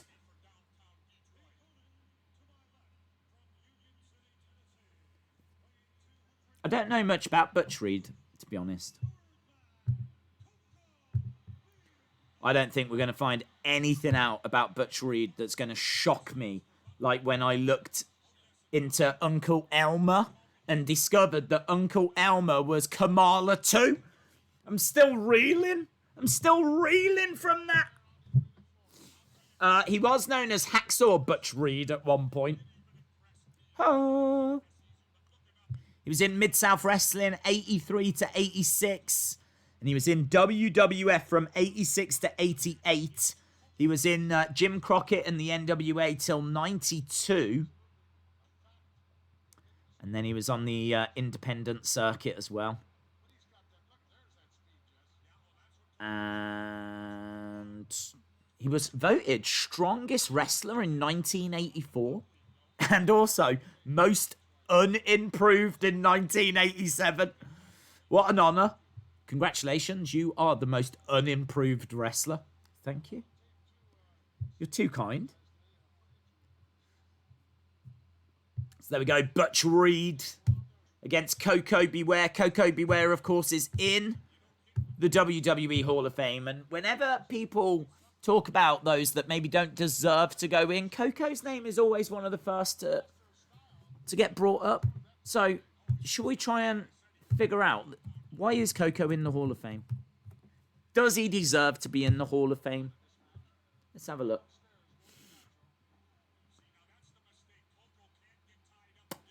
Coco Beware. holds the distinction of having competed in the first ever match on the first ever episode of Monday Night Raw, which, yeah, we did see. He competed against Yokozuna,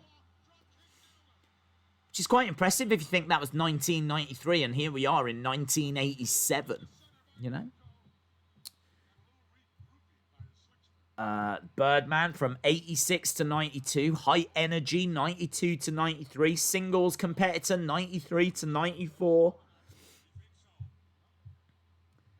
Went into the Hall of Fame in 2009. Did win quite a few different little championships, Coco. I think he probably went in for his longevity, by the looks of it. I mean, 86 he signed, and he was there for a good 8 years, which is good back in those days, in all fairness. As we've seen time and time again, a lot of these stars in these early WrestleManias, they were only there for a couple of years.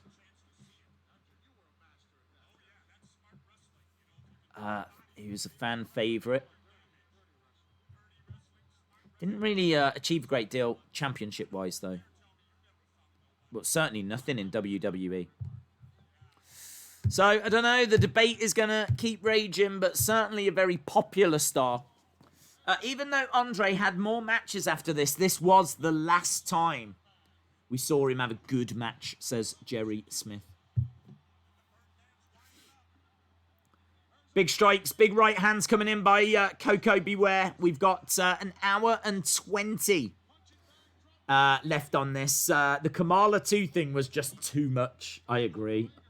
Still can't get my head around it. I haven't looked into it. I need to look more into it.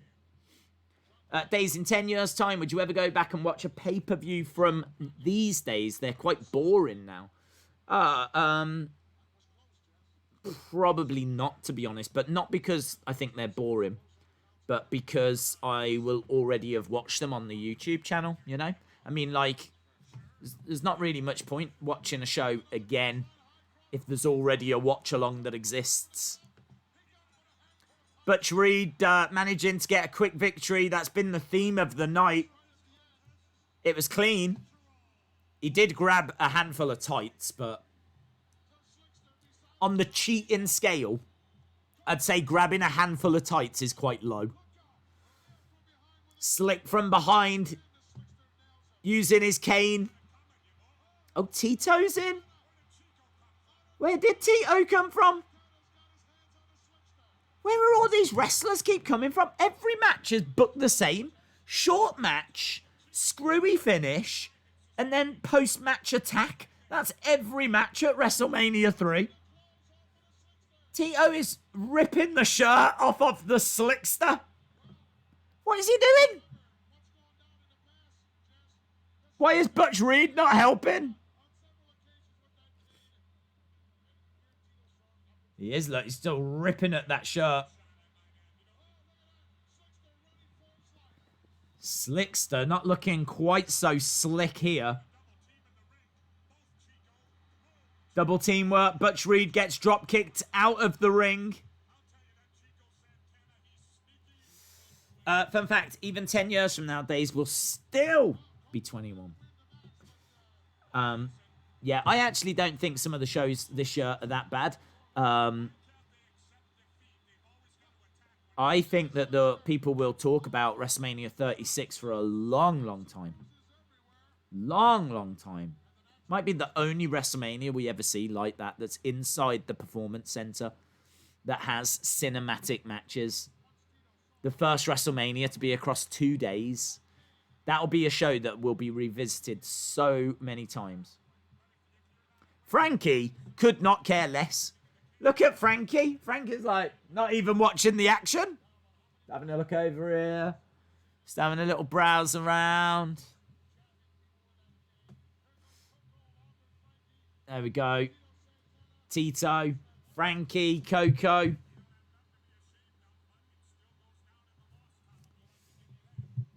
When's the next toy hunt? I have no idea. Can we do Armageddon 2000? If it wins a poll, if it goes into a poll and wins, then yeah. Hello to Jake Jordan. Slick desperately trying to... it's a lovely looking suit as well that Slick's wearing. Yeah, even Jesse says, look at those expensive threads.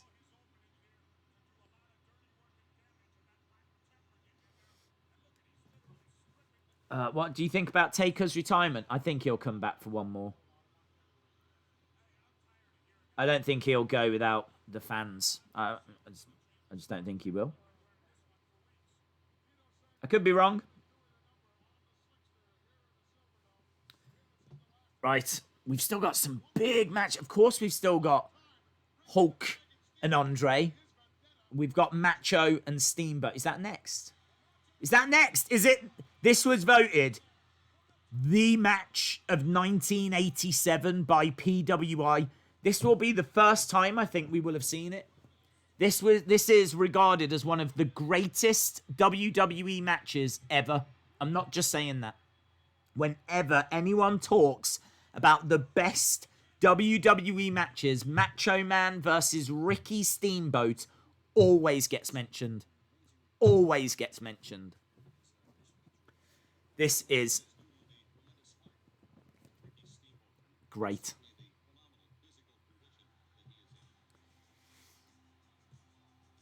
So, Macho Man actually sent Ricky a script of the match. He sent him bullet points of the match. And they rehearsed key moments. And you just didn't do that back then. Back then, you got into the ring and you just called the action.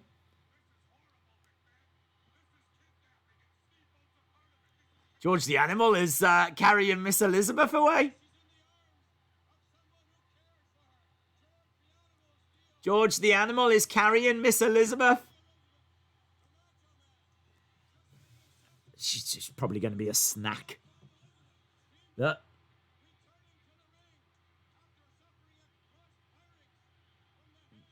Ricky Steamboat desperately trying to get to Macho. Steamboat. Oh, look at that robe. Look at that robe.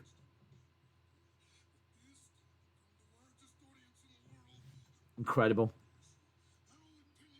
Incredible ring attires. A good backstory. Intercontinental Championship on the line. One of the greatest matches in the history of WWE. This is as good as it gets. Here we go then, guys. Elizabeth. Elizabeth. I love you. Here we go. Macho Man making his way down with Miss Elizabeth. Macho Man versus Ricky Steamboat. This is one of the big reasons why we're watching this show. This is one of the big reasons why we're watching this show. Making his way down with pomp and circumstance playing. Macho Man with that iconic robe. Elizabeth in a stunning dress. Looking just incredible. Just incredible. So classy.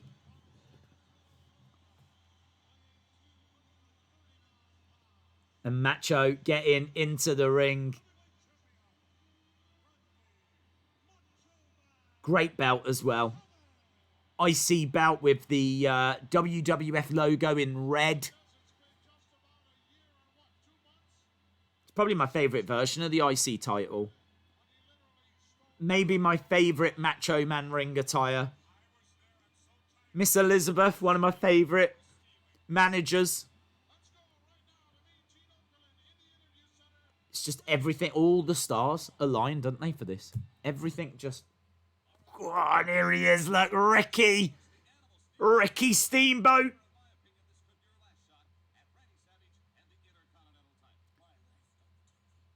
Mean Gene says this could be your last shot at the title. We have reached our moment. We will clash like two titans.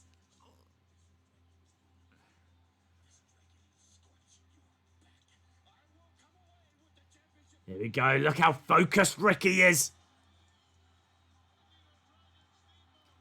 Massive reaction. Macho saying to Miss Elizabeth, you should probably get out. Here's the dragon.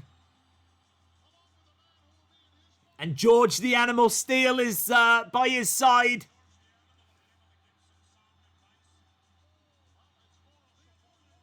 Massive. And do you know what? It's great that the lights have gone down now. It's night time. All the cameras are going. All the camera flashes. You don't get camera flashes now, do you? Because of camera phones. Look at all these lights dancing around because it's all cameras that are flashing. Hashtag bring back cameras. Bring back cameras. Ricky the Dragon in the ring with George the Animal Steel. Macho Man in there with the IC title. WrestleMania 3. 90-odd thousand people. The match of 1987. One of the matches in the history of WWE. You're going to see fast action. You're going to see false finishes. You're going to see quick reversals. You're going to see things that you will have seen a million times now. But this is where they really put a lot of stuff together for the first time.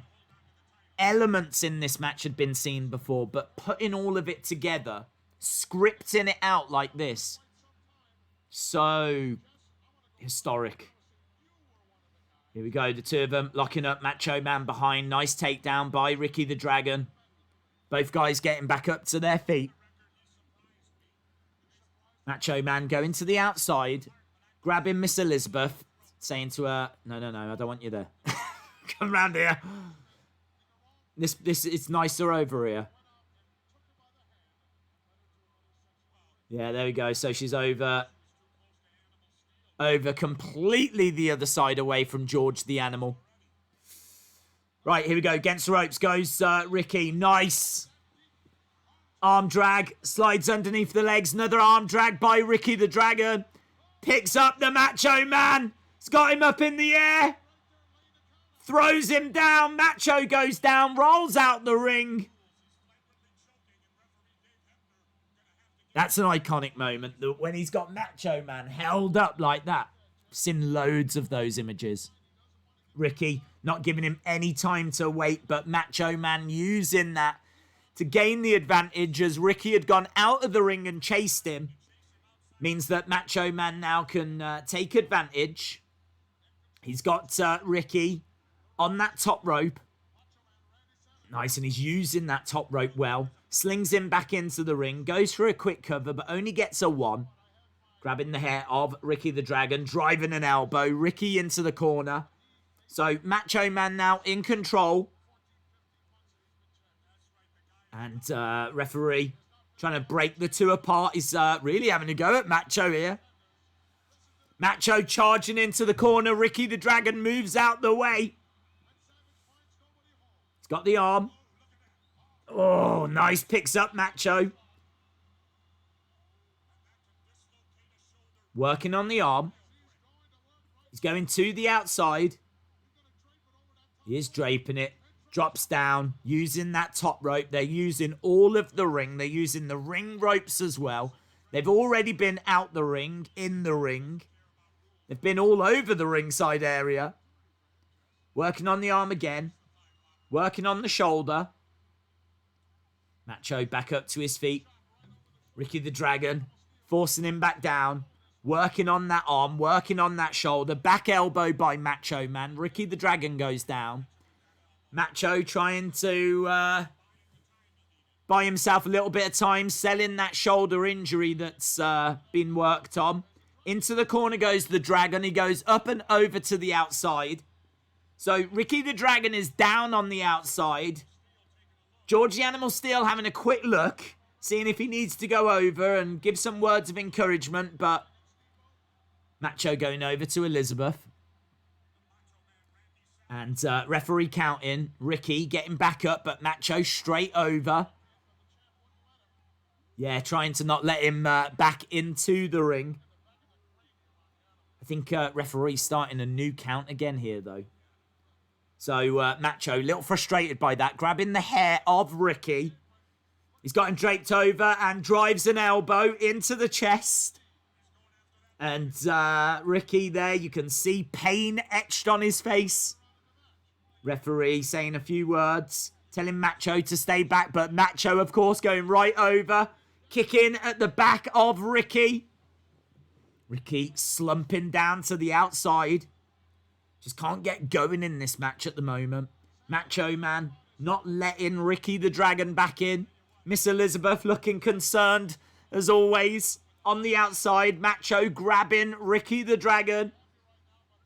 Brings him in, snapmare into the ring. So here we go. He's got Ricky the Dragon. Elbow.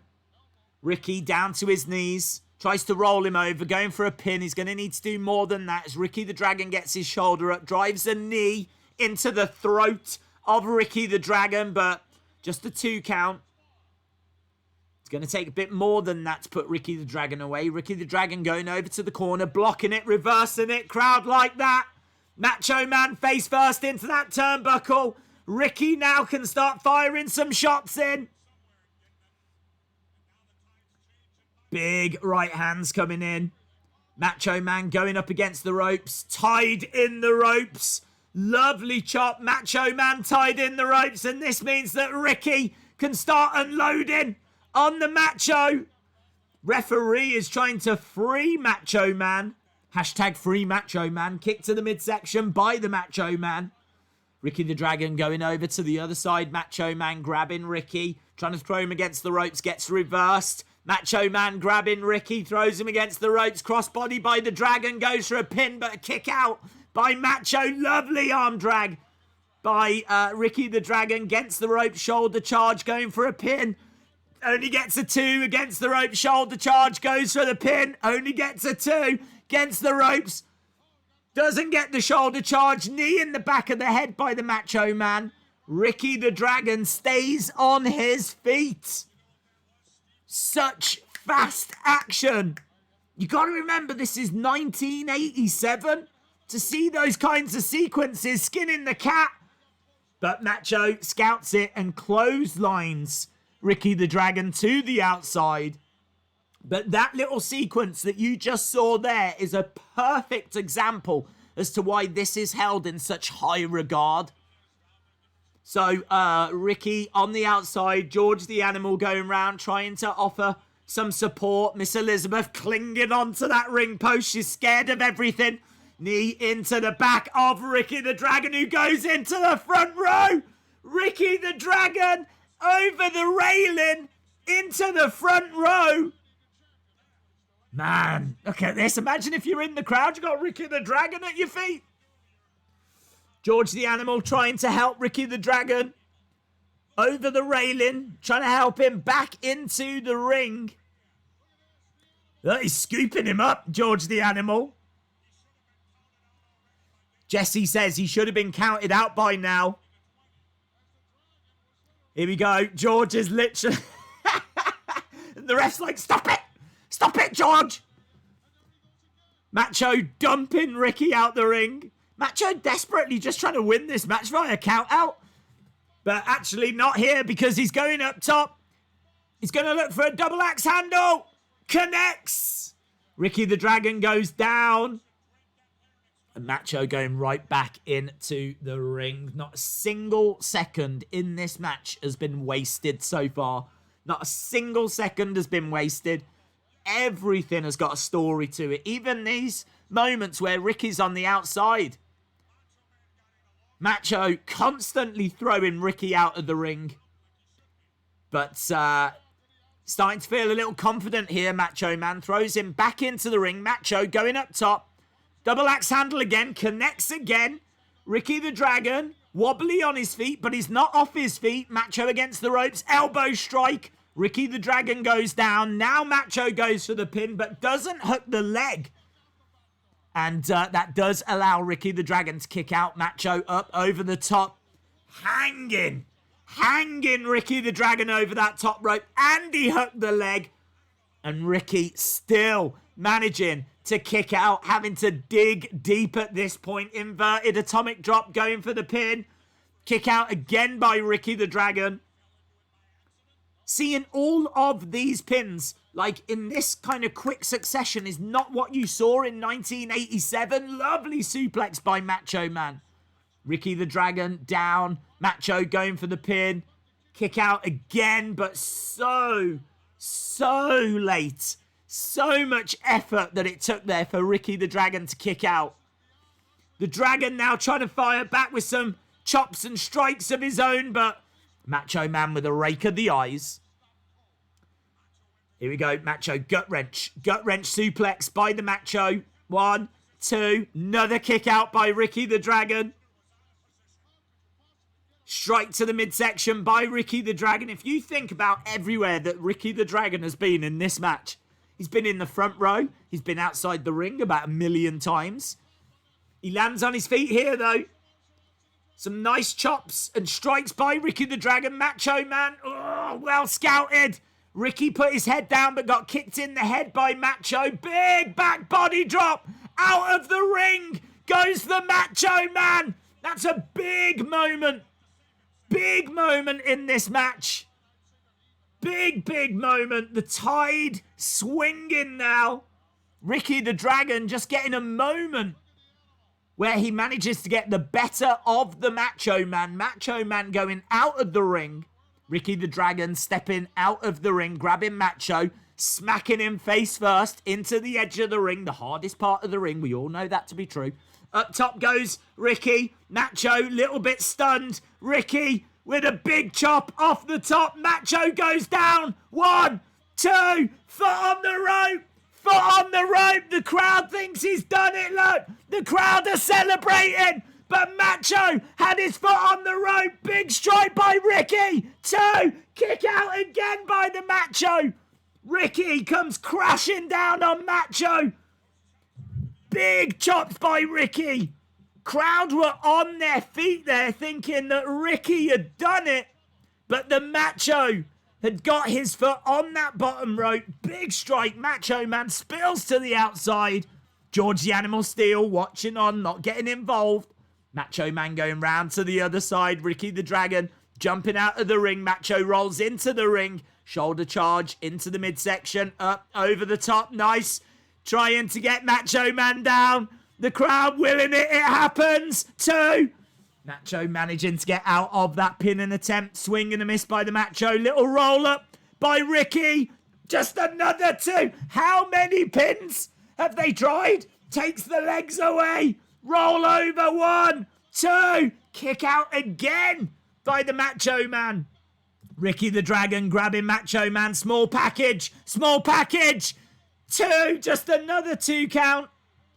The crowd are going absolutely insane at this point. Absolutely insane. So many pins.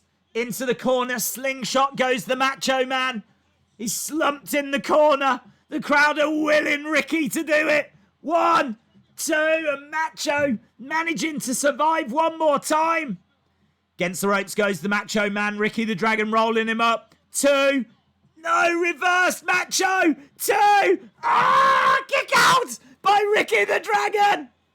I think we've had pin in attempt number 50 million.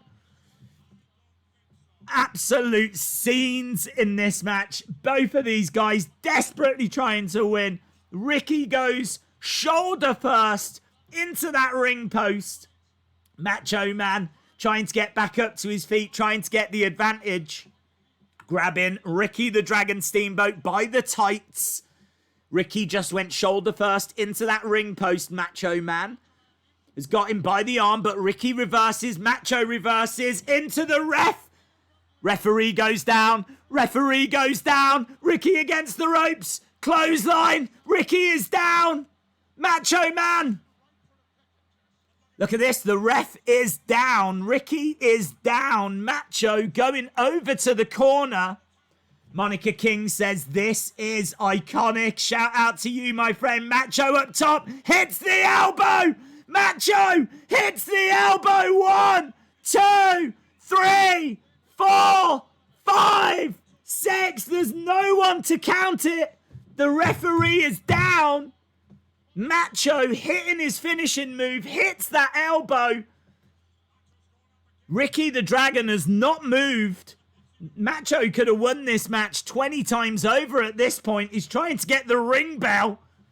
He's trying to get the ring bell. He has got the ring bell.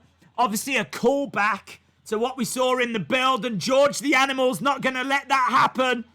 George the Animal takes that ring bell away from the Macho Man. Macho managing to get it back though. George the Animal coming back. He pushes. Macho Man goes down.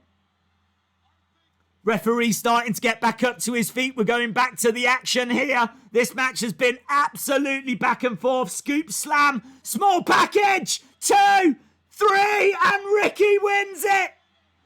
Ricky wins it. Ricky was down and out. Small package wins it for Ricky the Dragon Steamboat. This place going bananas. Miss Elizabeth, a new Intercontinental Champion, Ricky the Dragon Steamboat, wins a stunning match. Look, Macho Man is pleading with the ref. There was so much in that. Think about how much they just fitted into those 10, 12 minutes, however long it was. Ricky collapsing into that little cart. George the Animal celebrating. Ricky holding up the IC Championship. That's the kind of match that makes championships. Championships don't always make wrestlers. Sometimes wrestlers make championships. And that made the IC title. All of a sudden, you know, the IC title, it was just like, it was the title that the great wrestlers had for the longest time. It's the title that Mr. Perfect had, or Bret Hart had, or Macho had, but everyone always goes back to this match. If you was to do a best of the IC title, this match might just be number one. That might be it. That might be the best Intercontinental Championship match ever. And certainly those that are new to wrestling, maybe a little bit younger, you might watch that and go, yeah, it was cool. Not really anything too special. You have to remember, this is 1987. This is 33 years ago. The world was a very different place 33 years ago. And a match that had that many pin attempts and reversals and back and forth and who's going to get it and which way is it going to go. You didn't get those matches. That wasn't wrestling. It would become wrestling. But wow, that was... And it still stands. I mean, I love it. I just watched that and thoroughly enjoyed it. And it still absolutely stands up. Whether you disagree that it's one of the old... Well, I don't think anyone would disagree. It's a great match. But... yeah, maybe if you're new and you watch it and you're like, I've seen better, you know? I can understand that. But man, it's so iconic. So iconic. That's the problem, isn't it, in a way? The first of something never carries the same weight, does it? Like, the first time that someone did a clothesline would have been monumental. But what's a clothesline these days? Do you know what I mean? But that first time someone saw it, wow. Incredible. Alice Cooper is there. Alice Cooper is with Jake the Snake, and we have got no time to wait around, my friends. We have got to move on. We have got to move on. Ricky says, in a WWE book called Top 100 Greatest Matches, Ricky versus Randy was number 1. WWE even thinks it's the greatest wrestling match ever. Wow. It's up there. It's certainly up there. I think, don't WWE think that a different match is the greatest wrestling match ever now? Pretty sure they've been shouting quite loudly about what they think the greatest wrestling match of all time is. And amazingly, it took place this year. So, Alice Cooper and Jake the Snake.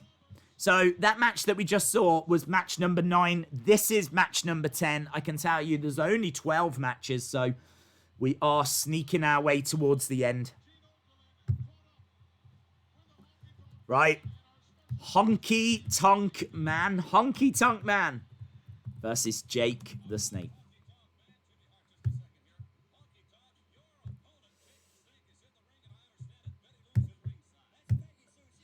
Boom.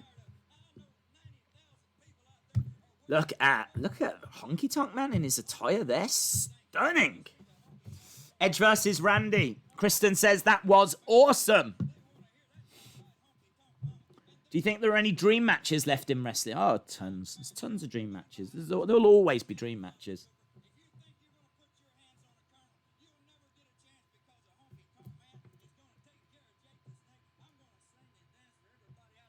Okay, Honky says he's going to sing and dance for everyone that supports him.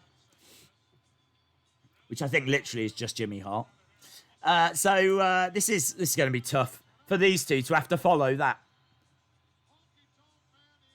Honky Tonk Man making his way down. Jake the Snake Roberts in the ring.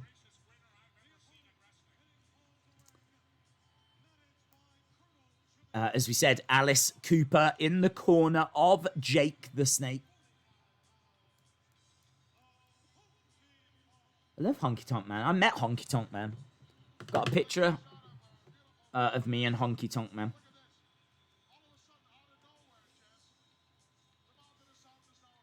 Right. Jake going over. Striking Honky from behind. We know these matches haven't been going very long. Big right hands coming in. Down goes Honky Tonk Man. Honky against the ropes. Nice knee lift. Honky can't even get his jumpsuit off. Big strike coming in. Jake the Snake unloading here with some big rights and lefts. Down goes Honky.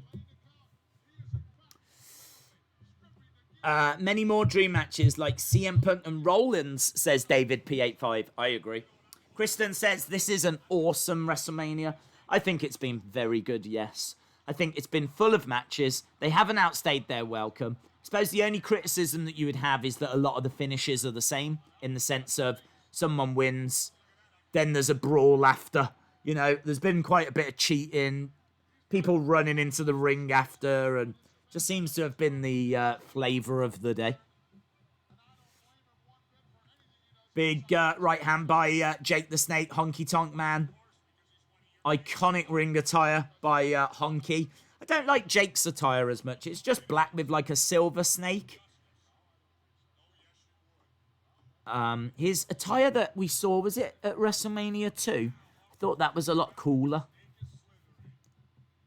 That was like a dark red, like a burgundy, and it had a green snake going up both of the legs. I thought that looked cooler.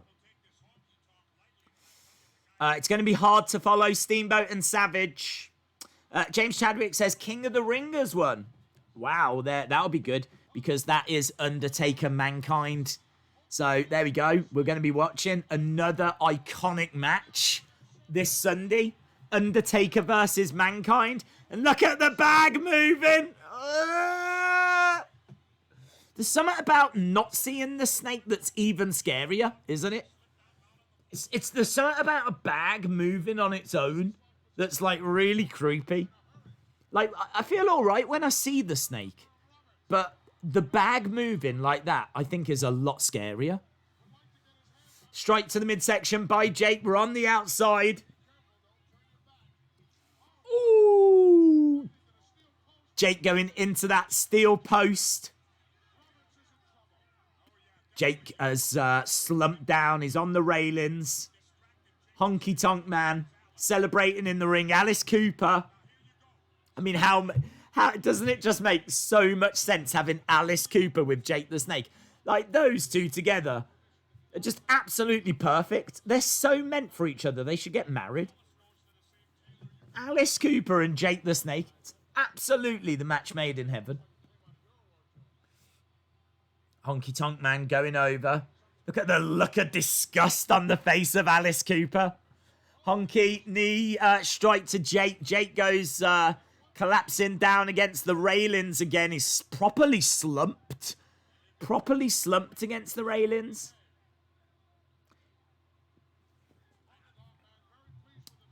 We're going to watch Undertaker Mankind. We are, yes.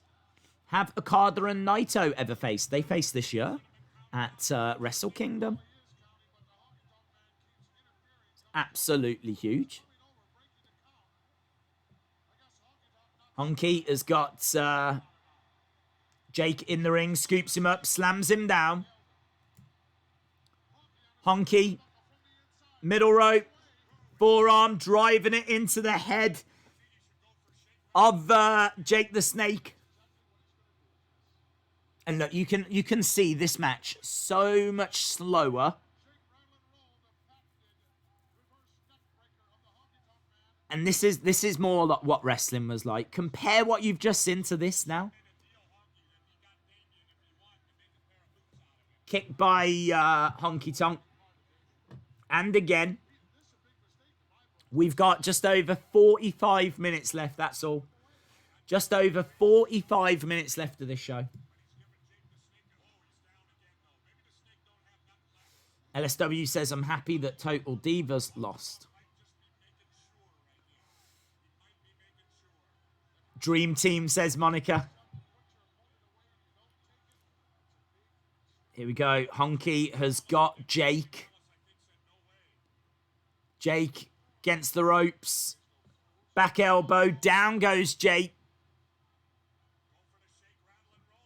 And Honky comes crashing down onto Jake.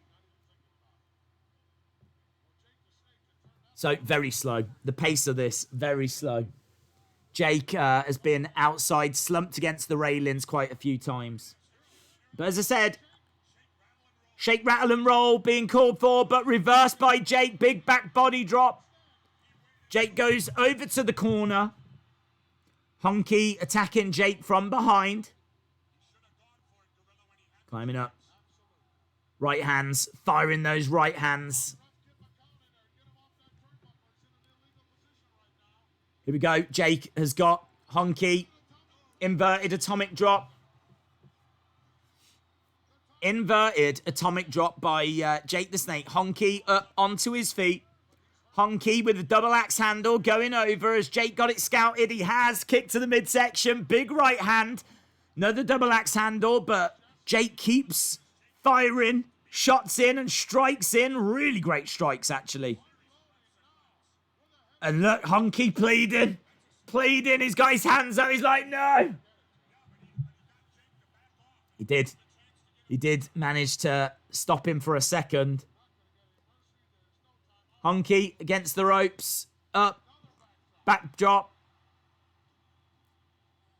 Crowd are into it. Boom. Big right hand. Honky goes to the outside, tries to step back into the ring. That's great. I love that. I love this. Look at this.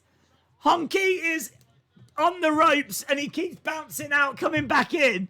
And as he comes back in, Jake keeps punching him again, so he bounces out and then comes back. You could do that spot for ages.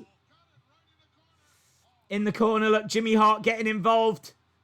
Honky rolling up Jake. Grabbing onto the rope.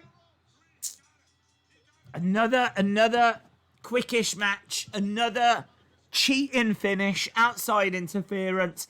That's the only downside I'd have with this WrestleMania. I think the matches are fine. I think the action is so much better than WrestleMania 2. But there's so much cheating. Honky Tonk Man wins it. Oh, Jimmy Hart is in the ring.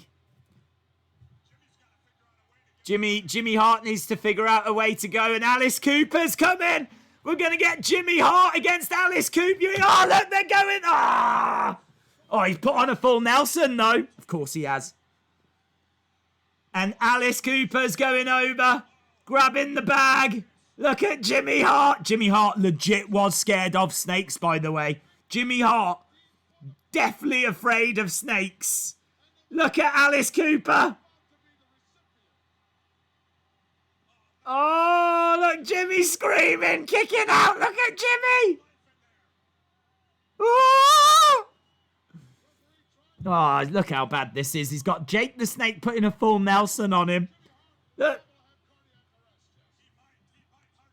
He might look down. Yeah, he is down in the corner. He's desperately trying to get away. He's got the snake on him. He collapses out. Look, Honky's come back to grab him. They are running for their lives. Look at Honky Tonk Man and Jimmy Hart running away. That's basically been what's happened. Heel wins with cheating, but the faces stand tall.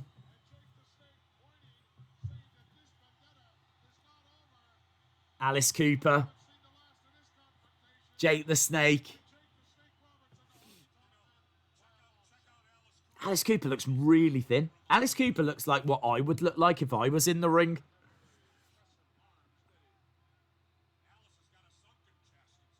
Alice has got a sunken chest.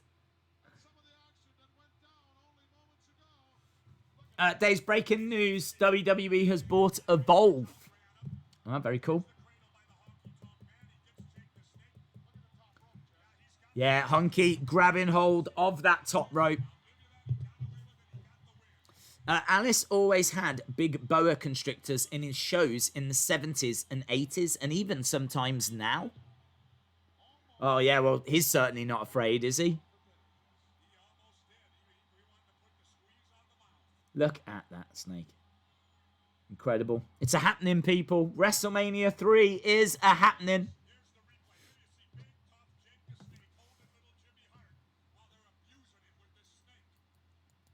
Just 2 matches to go. 2 matches to go. I think we've got a tag match and then we've got the main event. So, tag match and then the main event. They have really, really fitted a lot in 2 hours 20. Gorilla says that Jimmy Hart won't be able to sleep for about 6 months after that ordeal. And look at that. Such a shame that that building's not there now. Could you imagine if they were able to go back and do another show there?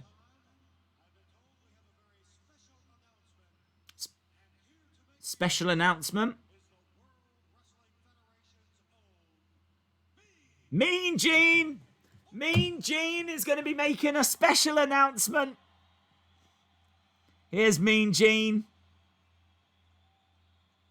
I actually read a few rumours that there was meant to be a big name that was going to do the anthem at WrestleMania 1 that dropped out last minute. Which is why Mean Gene ended up doing it. Here's Mean Gene. Is he going to announce the attendance? He's the best, isn't he, Mean Gene? He's the best. I have come to the Silverdome on this historic date. On March 29th, 1987.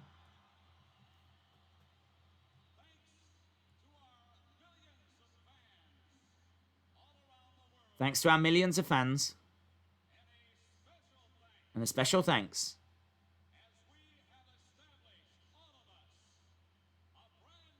a brand new indoor attendance record. 93,173. A brand new indoor attendance record. World indoor record. As we said, that is a disputed number.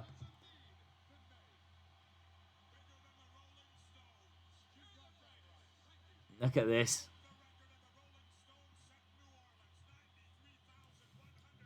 So they're saying that they broke the indoor record that the Rolling Stones had set, apparently.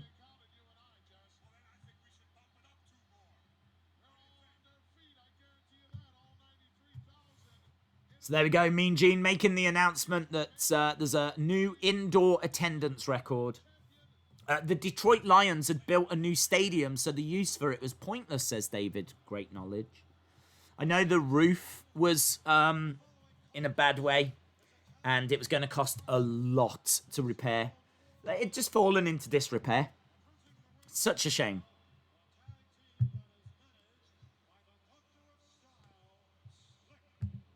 Okay. Is this Iron Sheik? I love Iron Sheik. Iran, number one. Russia, number one. USA. Iran, number one. Love him. Iron Sheik, former WWE champion.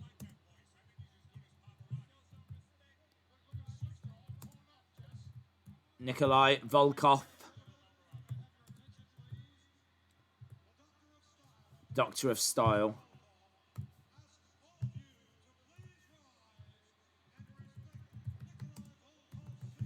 I think it's the Killer Bees, you know. I'm sure I saw earlier that this is the Killer Bees. Right, we've got the... I hope you're all standing.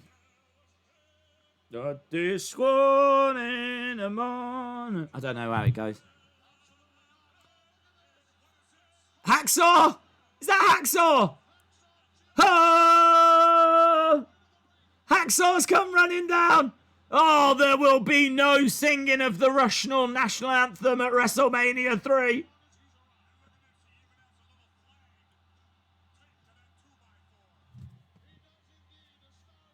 Oh! Hacksaw Jim Duggan.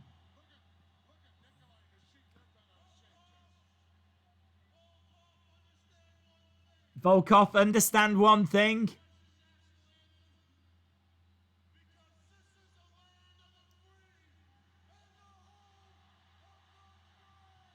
This is the land of the free and the home of the brave. If it's the land of the free, why can he not sing the national anthem? If it's the land of the free, why is he not free to sing his national anthem? I don't understand. Right. Here come a great team, actually, that time has sort of forgot, but we haven't forgot. The Killer Bees. We were talking, weren't we, about Ricochet and Cedric Alexander. I was like, they should call them the Killer Hornets or something like this, because they all fly around, buzz about, but they can't call them the Killer Bees. But like the Killer Hornets. The only problem is you do have murder hornets, don't you, in America? So would that be a little bit distasteful? I don't know. I've never ate one. Against the ropes goes Nikolai Volkov. So we are underway with our, amazingly, our co-main event. Welcome to our co-main event. Hacksaw Jim Duggan staying at ringside for this co-main event. Fact, Andre hated Iron Sheik because Sheik heavily annoyed Andre, says Dominic. I didn't know that. I didn't know that he hated Sheik. A do-si-do. A do-si-do in the middle of the ring. To the outside goes Nikolai Volkov. Iron Sheik. Up. Oh, down he goes. This was my first WrestleMania. Thank you for this watch-along. Shout out to you, Matt Handy. Thank you for joining us. Look at the rubbish in the ring. Yeah, they've been throwing stuff, haven't they? They don't want that Russian national anthem. They don't want the Russian national anthem. They don't want the Iron Sheik. Iron Sheik's towards the end of his career here as well. You know, Iron Sheik, he would continue, but he'd been going for a long time at this point. I mean, Iron Sheik made his wrestling debut in 1961. It's 1987 here. I mean, amazingly, apparently the Sheik kept on wrestling until 2010. He had a career that lasted nearly 50 years. But, yeah, he was past his prime at this point. He was champion in 83 to 84. And this is 87. But as we said, he made his debut in 61. So this is why he's in like a tag match here. Otherwise, he would have been an incredible opponent for Hogan. It was Hogan that won the title from the Sheik. Hogan beat the Sheik to become the champion. So they did have a little feud, but yeah, they could have built that story back up if they needed to. But fun fact, this is another fact for you, that there was so much concern about Andre at WrestleMania 3, they honestly didn't know if he was going to be able to do it. They built it, but they needed a plan B. And if Andre hadn't have been able to have competed here, it would have been Paul Orndorff. It would have been Mr. Wonderful. Paul Orndorff, who was in the main event of WrestleMania 1. He was the partner of Roddy Piper at WrestleMania 1. And Hogan and Paul Orndorff had wrestled loads, like on house shows and things. So they knew each other really, really well. So if they had to get an opponent, do a quick match, make a quick change, it would have been Paul Orndorff. It's a shame. If Sheik had been a bit younger, Sheik would have been a great opponent. Hulk Hogan versus Iron Sheik would have had a Hogan Slaughter feel. You know, Hogan Slaughter from WrestleMania 7. Bear hug by Nikolai. Bear hug by Nikolai. He was in the corner of Sergeant. You're right, Colin. Yes. What was his name? General Adnan? No. Was he General Adnan? What was he called again? When he was in the corner? Colonel Mustafa. Colonel Mustafa. Let's have a look. Iron Sheik. Wikipedia. Iron Sheik. Colonel Mustafa. He was in the corner of Sergeant Slaughter. He came back as Colonel Mustafa. Yes.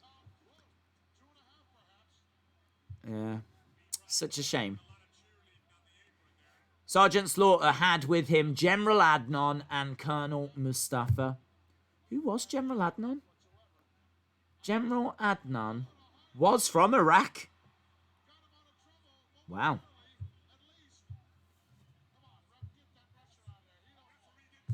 Right, hang on. We need to pay this match some attention. I'm going down another wormhole here. Having a look at who General Adnan is from WrestleMania 7. Okay. Killer Bees. Back elbow. Lovely work by Iron Sheik and Nikolai Volkov. We're getting down to the last half an hour of this watch-along. Iron Sheik on that middle rope, posing away. Hacksaw going round. Hacksaw making sure that Slick doesn't get involved. He's chasing Nikolai. Sheik looking for the camel clutch. Nikolai in the ring. Hacksaw in the ring. Hacksaw wallops the Iron Sheik with that 2x4. DQ. Another match that's quite short, that's got outside interference. Only this time, it's the faces that cheated.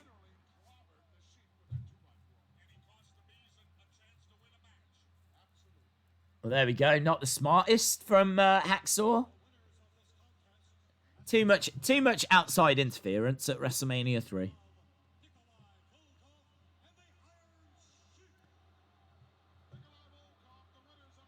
Hacksaw wants to say a few words. Volkov!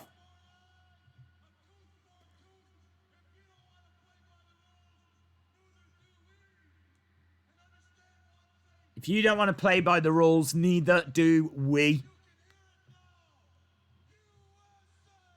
USA! USA! USA! Yeah!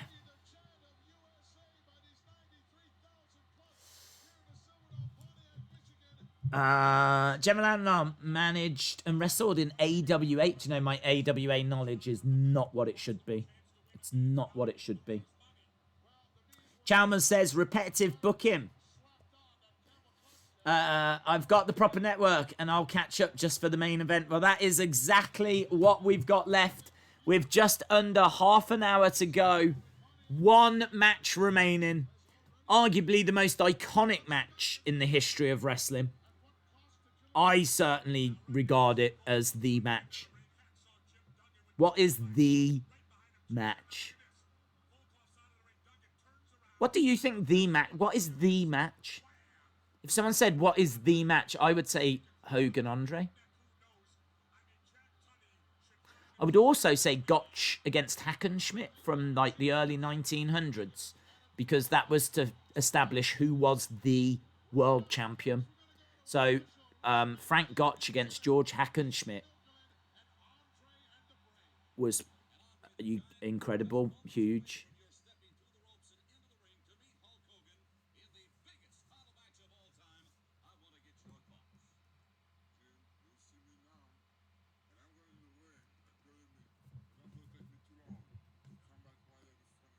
Man, there's so much to tell you about this match. There's so much to tell you about.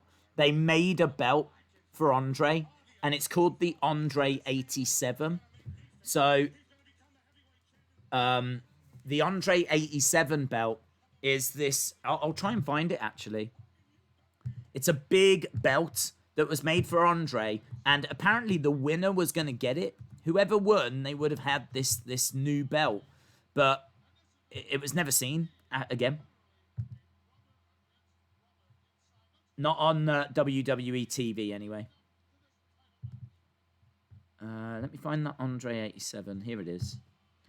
So what happened to the Andre 87 is they actually put it onto a different coloured strap. I think they put it onto a white strap, and it was in the film No Holds Barred. But this belt was made so that if Andre had won, this would have been his championship, because he would have looked silly with that small belt. And so they thought that far in advance. So they made this and they showed this on TV. That is the Andre 87. The Andre 87. That is a belt that was made for Andre if he won this match. And it's big. It's a big belt. And it looks great. It looks very similar to the Hogan 86. But it's not. And that is the Andre 87. So it's a slightly different shape. You can see the Hogan 86 on Hogan right now. It's kind of got an oval front plate. This one, not so much. It has got the bit at the top, but not at the bottom. So, as I said, it is very comparable to the Hogan 86. But, yeah, that would have been the belt. We're seeing the build here. So, Andre and Hogan were good friends. And Andre came out on Piper's Pit with Bobby Heenan. Look, Hogan. We're saying no, this can't be happening. Andre rips the shirt, rips the crucifix off the neck of Hogan. And Piper's like, are you going to give him this opportunity? Will you face him at WrestleMania 3? Will you put the title on the line? And Hogan says yes. And that's how we get the match. That's how we get the match. Man.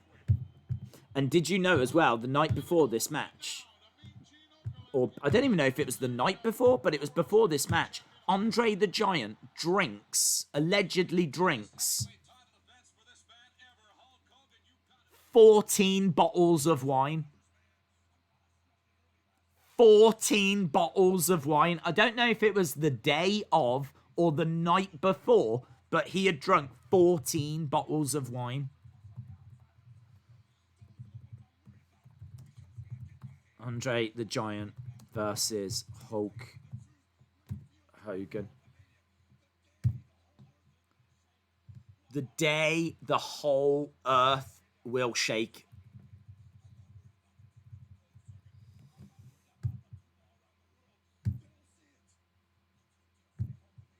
The intensity of Hulkamania. We've got Hogan backstage talking to Mean Gene. Iconic Jesse comment, says David P85. Eric says, Hacksaw Jim Duggan was such a great character. I really miss him. 14-1-4. Bottles of wine. Again, I don't know if it's this day or the night before, but I know that it was very close to this match.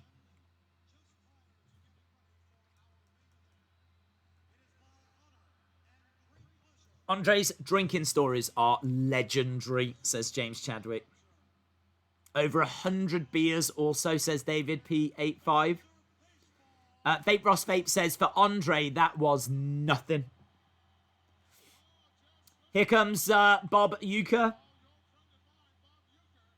I still don't know who he is. Mr. Baseball, that's all I know. He is Mr. Baseball.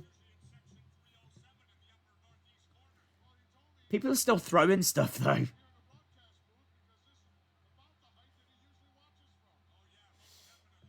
Right, Bob Uecker making his way down.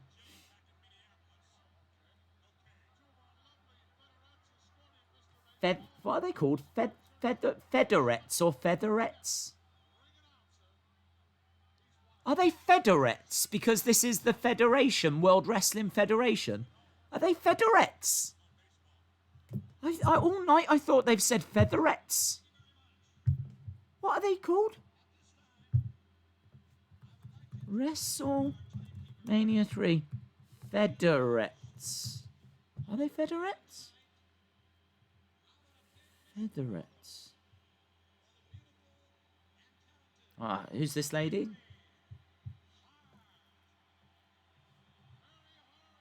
Barry Hart. Who's Barry Hart? She doesn't look like a Barry.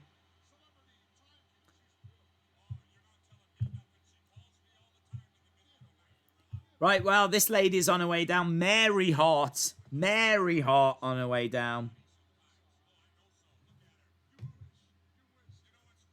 I'm trying to look at the back of the attire of these ladies to see if they're featherettes or featherettes. I think they're featherettes, which would make sense.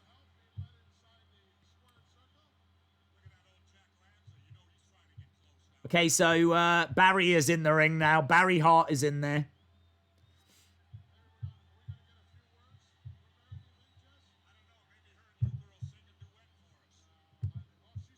She's checking the corner post, checking out the turnbuckle pads, making sure everything's okay. Vape Ross Vape says, you can't understand how big Andre was unless you saw him in person. He was huge, not just tall. Kristen says, this is my favourite match. Robert Hall says it's not 14 drinks, it's 14 full bottles. Happy Pug Queen says, I don't think I'd be alive if I drank 14 bottles. I know I wouldn't.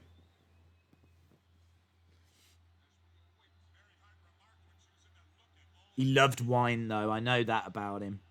He was a wine connoisseur, and here he is, look, on his way down, inside that cart, waving out at all of his fans as boos are raining down. Andre the Giant, who deserved a title opportunity. If that's what he wanted, of course he did. And look, just talking to Bobby. People throwing stuff at Andre as Andre makes his way down in that cart. No music for Andre. Didn't need it. Look at all the litter.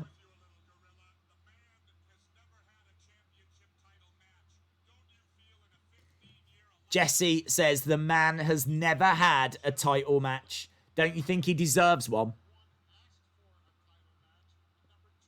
And Gorilla says, well, he's never asked for one.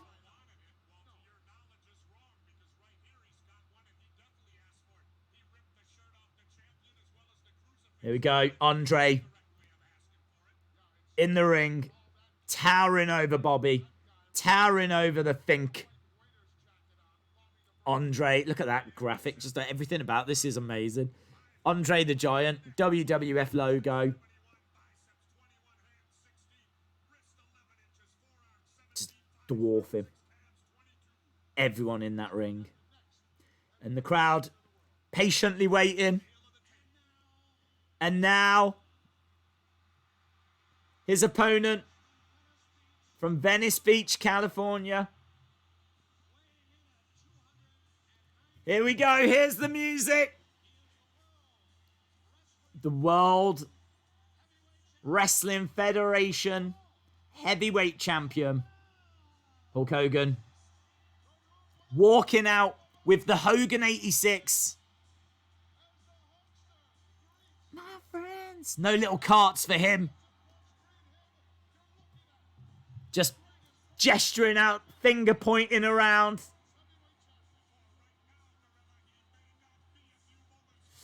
Hogan is here. Jesse going through all of the statistics.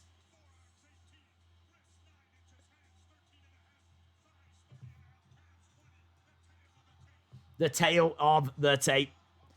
Brilliant belt. Love that Hogan 86. Hogan stepping into the ring, and look at the flashes going off. Jesse says, I hope my voice can hold up. Andre standing in the center as Hogan is going all over to the different sides. Stares at Andre. Takes the bandana off. Rips the shirt, but does it slowly as Andre just stands and stares. And Hogan legit did not know if Andre was going to do the job for him. He didn't know. He knew what the plan was. He just didn't know if Andre was going to go through with it. Because if Andre wanted to win this match, Andre won this match. If Andre wanted to take that title, Andre was taking that title. And Hogan was saying to Vince, is like, is he good? Are we cool? Is everything all right? And Vince is like, don't worry about it. But even Vince was worried about it. And Andre and Hogan are face to face. Look at this shot. That's it. That's wrestling. Welcome to wrestling. There you go. That is it. That is it right there. Andre the Giant towering over Hulk Hogan. The two of them pushing each other. And we are underway with Hulk Hogan versus Andre the Giant. Tries to pick him up. Andre falls onto Hogan. Hogan just kicks out. Just kicks out. Even Andre's like, that was a 3. That was a 3. He went for a body slam. He couldn't do it. Hogan down. Andre going over. Kick to the back by Andre. Andre in a lot of pain here. Struggling with his movements, but still strong as a bear. Straight to the back of Hogan. Andre telling Hogan to get up. Just standing, towering over him. Hogan getting up. Oh, massive strike, and Hogan goes down again. Right in the kidneys. And Andre saying, get up. Boos raining down. Another big strike across the back. This match is not a classic match, but It does what it needs to do. I mean, what does it need to do? Hogan in trouble early on. Tried to pick up Andre, couldn't do it. Andre easily picks up Hogan, slams him down. It's just absolutely effortless for Andre the Giant. It is effortless. Up! Constantly saying to Hogan, get up. Hogan down on his knees. These two had actually faced each other years before. Years and years before. I think it was at Showdown at Shea.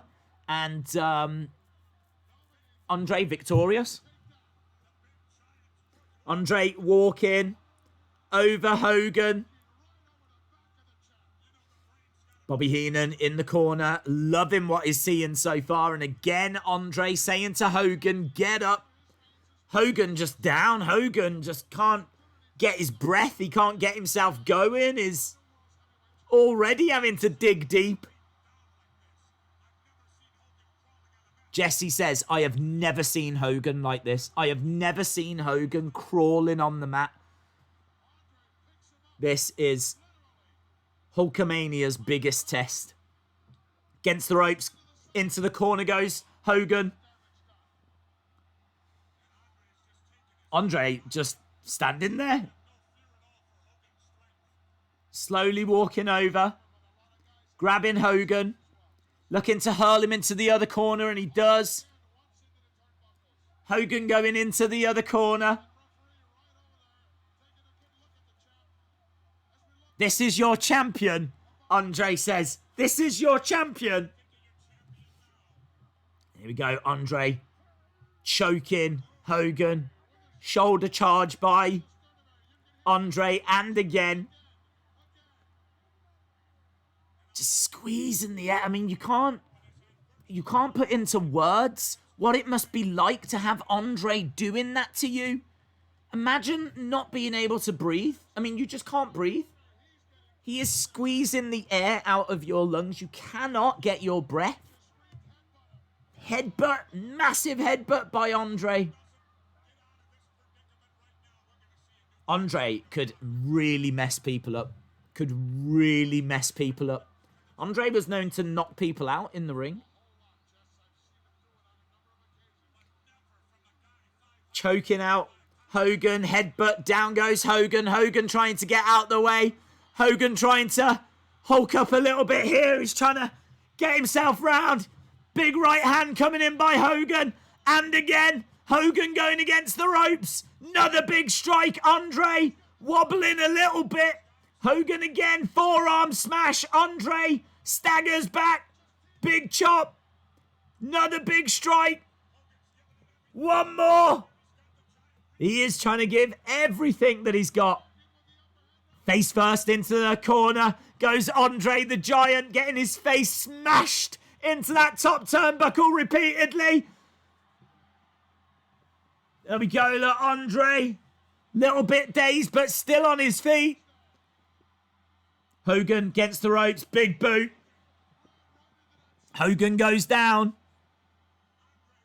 Andre's a bit... Whoa, that was moody. That was moody. Face smashed against the top turnbuckle. R.I.P. Andre says, Waleed. Who did you want to win? I think I was so... I think I wanted Andre. To be honest, I was so in awe of the man. I didn't know anything about him, so when I would go back and watch these shows, to see a guy the size of Andre, you was just like, if Hogan's going to lose, this is the man. This is why this show is such a big deal, because Hogan was going up against people that you quite fancied Hogan to win. You kind of thought he would dig deep and he would find a way. With Andre, you just didn't know. I mean, you didn't know. They claimed that he was undefeated. They claimed going into this he'd never been slammed. They claimed that he'd never lost a match, Andre. The stuff they were saying about Andre, it wasn't true. He'd been slammed before. And he'd lost matches before. But because it's before the internet days and everything, If they said that to the people believed it. So, yeah, they made all these big claims. So you went into this going, yeah, there's a real chance here.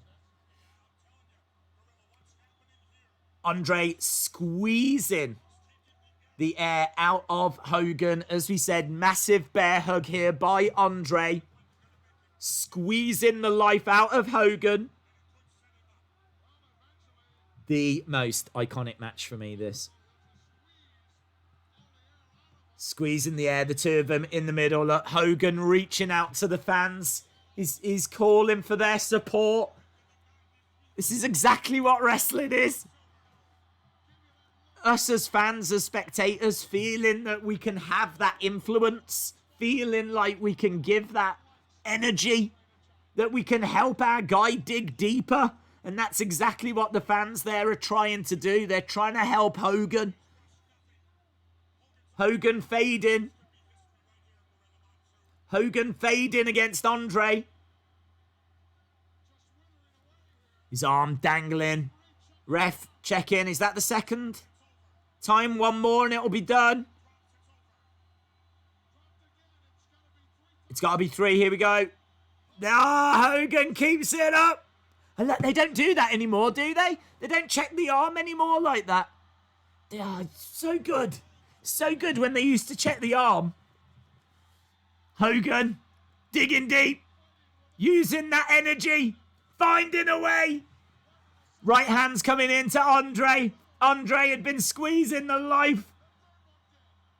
Here we go. Look, Hogan trying. Hogan working. Hogan trying to break that bear hug. And he does. One more. Boom. And another. He still can't get the giant down. Andre, though, eating a lot of strikes. Against the ropes goes Hogan, shoulder charge. Andre still not off his feet. Hogan against the ropes again. Another shoulder charge. Andre backed up against the ropes. But he's still not off his feet. Oh, big chop. Hogan goes down. Hogan goes down. Andre standing over Hogan.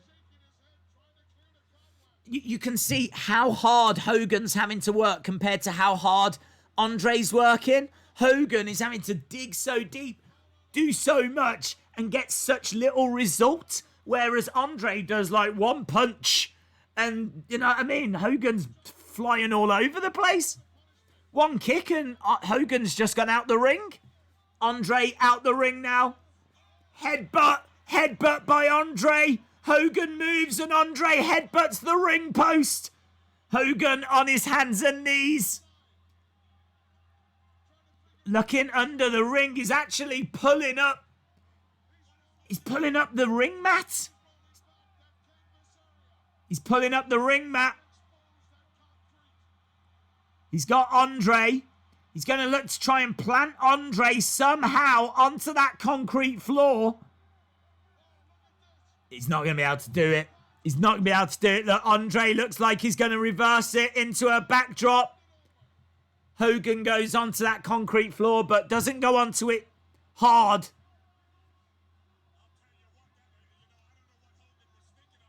Yeah, Jesse says, I don't know what Hogan had in mind there, but it didn't work. Andre throws Hogan back in. Both guys back into the ring. Andre back up to his feet. Hogan against the ropes. Misses with a big boot. Hogan with a clothesline. Andre down. Andre down. Andre off his feet. Bobby Heenan goes over. Crowd going absolutely apoplectic. Oh, the Silver Dome is starting to lose its mind. Andre off his feet. Andre down on his knees. Hogan digging deep. Saying to the fans, we can do it. Here it is. Ah, the power slam. Hogan slams Andre. Drops the leg. 1, 2, 3. Hogan wins. That power power slam! That moment!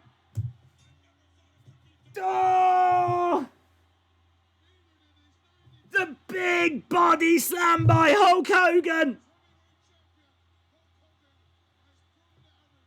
It don't get better. It doesn't get better. Doesn't get better than that 20, 30 seconds there. Andre off his feet. The crowd starting to believe. Hogan looking around. Picks him up. Oh. Don't forget, going into this, everyone was under the impression he'd never been slammed. He'd never been beaten. I mean, people look at that match, go, "Oh, it wasn't a very good match," and I do understand that. You know, there's like big moments where they're just striking, and there's a bear hug and all this kind of stuff. So I definitely see it from what they're saying, but I still think that 20, 30 seconds is as good as it gets. There's gold in it. There's a diamond in that match.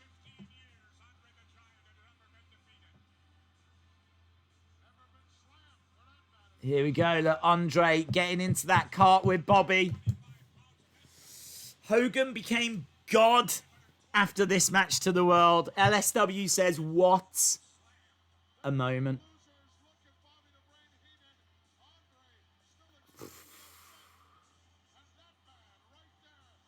Incredible. But I love Bobby in this as well. Bobby in that with his head down. I don't think he moves. I think he does that all the way back with his head in his hands. Can't believe it.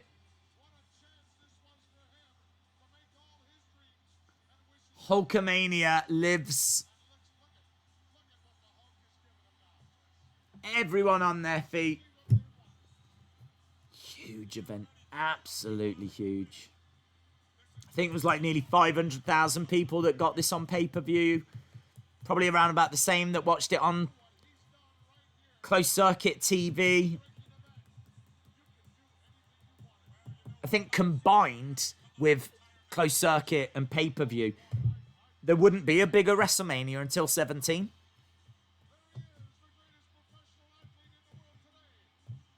Wow.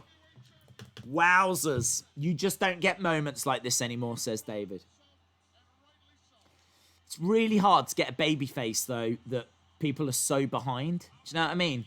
A babyface that people universally just love. I mean, obviously they tried it with Roman and it hasn't worked.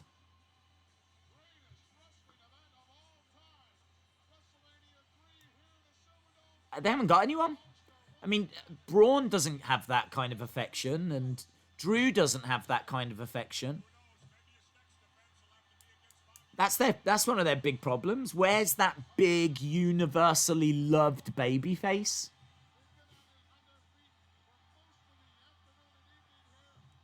CM Punk. Maybe it's Punk.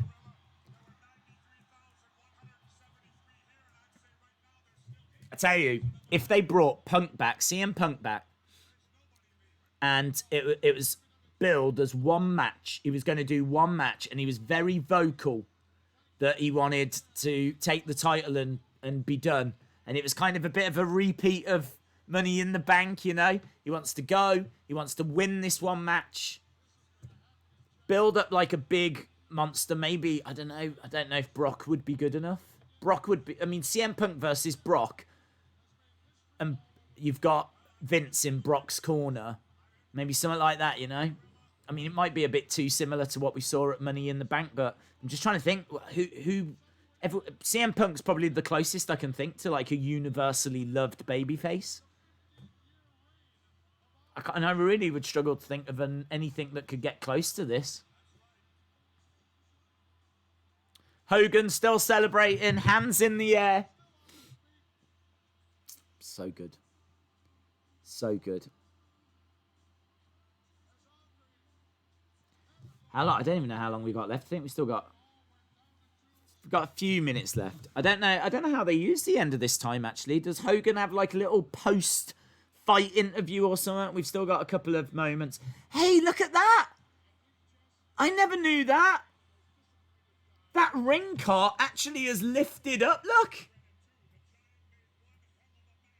Wow, I didn't know that. The ring cart actually is on hydraulic, so it's actually raised up. So Hogan, as he's leaving, can be seen by more people because they've raised that ring cart up. It's on hydraulics. I don't know how he got underneath that. Is he having to duck under the roof? There it is again. Look at that. And it's done so well as well. It's a proper slam, that is. Wow. We should have got Hogan Flair.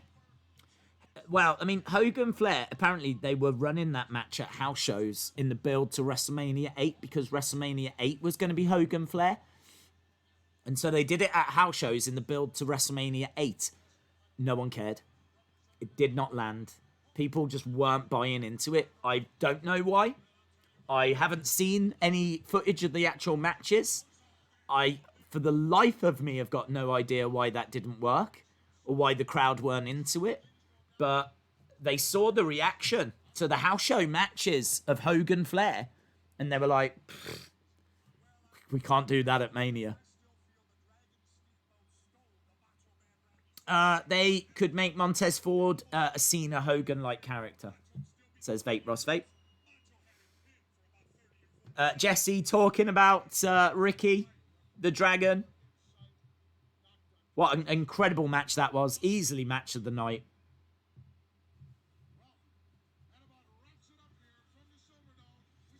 So we got Jesse and Gorilla.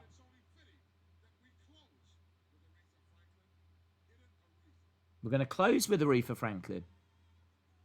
Oh, is she doing America a Beautiful? As we see a little video package. We opened with Aretha Franklin. They're ending with Aretha Franklin. We're just seeing some still images from matches throughout the show. Billy Jack Haynes against Hercules. The Battle of the Full Nelson and blood pouring down his face. Do you remember King Kong Bundy? And Little Beaver. Yeah, look at that. And the elbow drop, I mean, that ended his career. Junkyard Dog coming down with Harley Race. Abdominal stretch there. And Junkyard having to bow, but getting his revenge. We got the Rougeaus against the Dream Team. Brutus and... I don't know why they left Brutus behind. I still don't know. Roddy Piper. That was a good match, actually. Roddy Piper, Adrian Adonis was a good match. Roddy Piper, big smile on his face. The Bulldogs and Tito against Dangerous Danny Davis and the Hart Foundation. Look at that picture of Frankie. Slick getting his clothes ripped off. That match. Macho and Ricky the Dragon. And there's a new champion. There's Alice Cooper. Honky and Jake the Snake. Jimmy Hart being held. So many moments. And then our co-main event. Iran, #1. Russia, #1. USA. Hogan and Andre. What a mania. So much better than WrestleMania 2. So much better.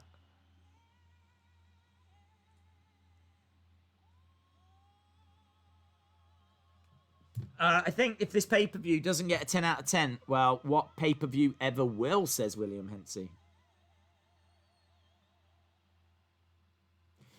But there we go.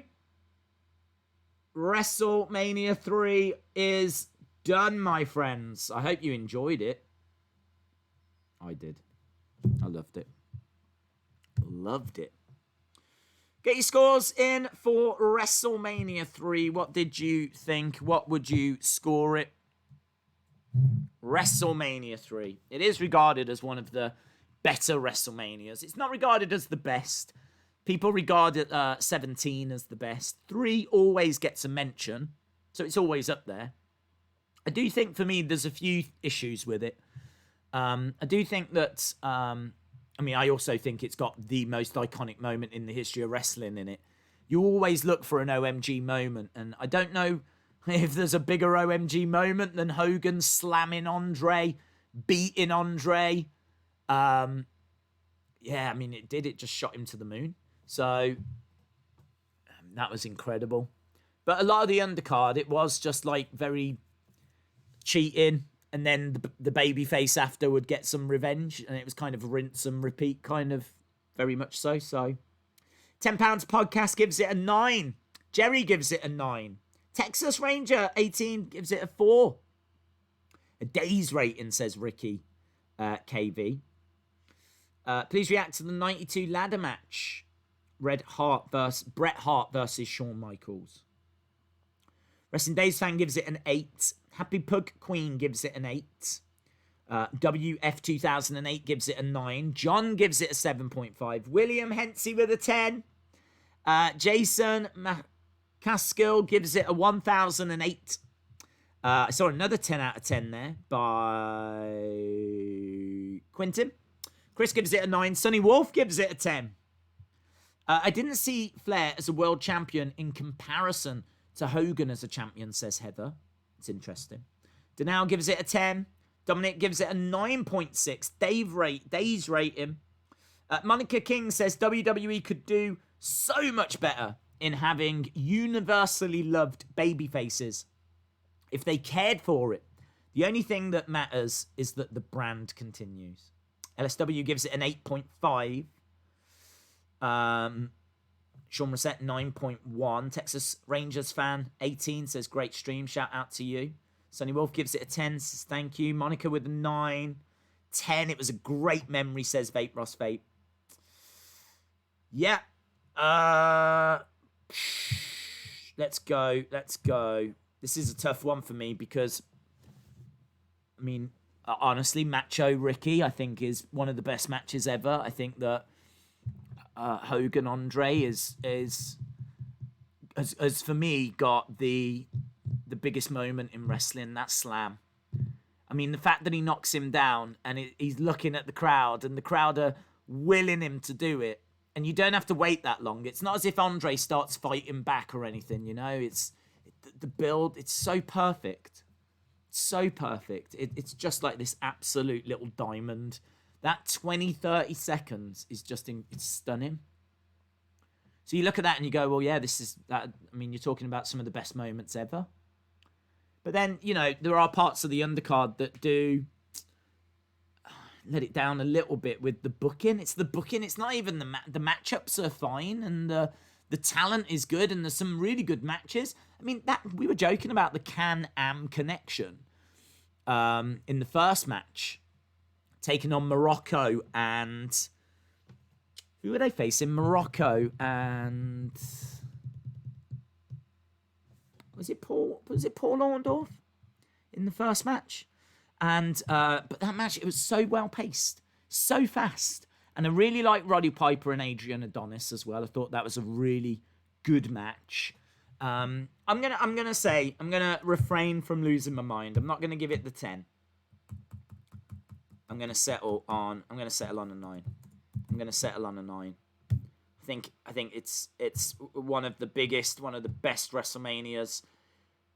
It's absolutely huge, but I can't sit here and say, they need to tweak this, they need to tweak that. Some of the finishes weren't quite right. Wasn't too sure about that match. That match didn't stay long enough, and then give it 10 out of 10. I can't really do that. So there's just those little niggles are so small. I'm only going to take a mark off. Like, the rest of this Mania is absolutely brilliant, and it's got some of the best ever matches. It's huge in its feel. And if you compare what we had before, like the first WrestleMania was at Madison Square Garden, which of course is absolutely iconic, but it's got a very small feel because it's only less than 20,000. And then at WrestleMania 2, they tried to go bigger, but they didn't really succeed. They just did it at 3 different venues. but nothing felt like this. This was such a statement. This really showed that wrestling had arrived, you know. So yeah, I'm gonna give it the 9. There's something a little bigger for an OMG moment is the streak ending. I would disagree. I think this is bigger than the streak. I think the streak's huge. I think the streak is huge, and I think the streak ending for me is the most shocking moment in wrestling. So I think it's right up there. So I'm not disagreeing that it's a massive moment, but I would disagree it's bigger than Hogan Andre, because for me Hogan Andre is the pinnacle. If you had a mountain, a pyramid, the top of that pyramid, if there can only be one thing, for me personally, it's Hogan Andre is the final flag. It's the final stone. It's the speck of dust that's on the final stone on the top of the mountain. It is the very pinnacle, Hogan Andre. It's the very pinnacle. And anything else that you mention is always going to be secondary. I think even Gotch against Hackenschmidt in the early 1900s, I think, is secondary. And maybe that shouldn't be, because that really established like the first world champion, as we said earlier. But you are going back so far that, I mean, there's no footage, certainly not that I've seen. I've seen some still images from it. But yeah, maybe unfortunately its importance has been lost with time. Maybe the Hogan Andre importance has got a little lost with time. I don't know. But I do think WWE do an excellent job of still showing this moment. And if you just think about, wasn't it WrestleMania 30? WrestleMania 30, Hogan stood in the ring.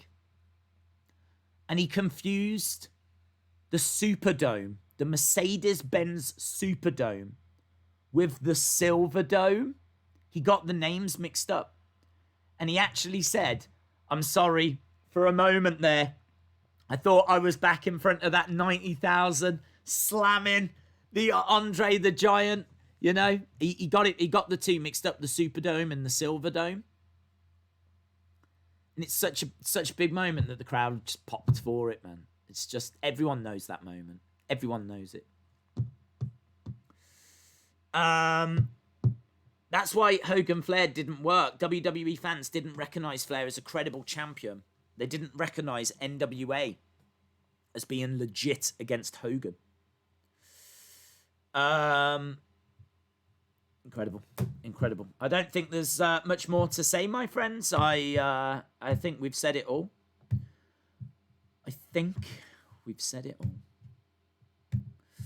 Right. I am going to shoot off. I hope you enjoyed this watch-along. I loved it. I absolutely loved it. This is one of my favourite watch-alongs. These early WrestleManias have been amongst my favourite watch-alongs. I loved the first WrestleMania one we did. I thought WrestleMania 2 was so interesting.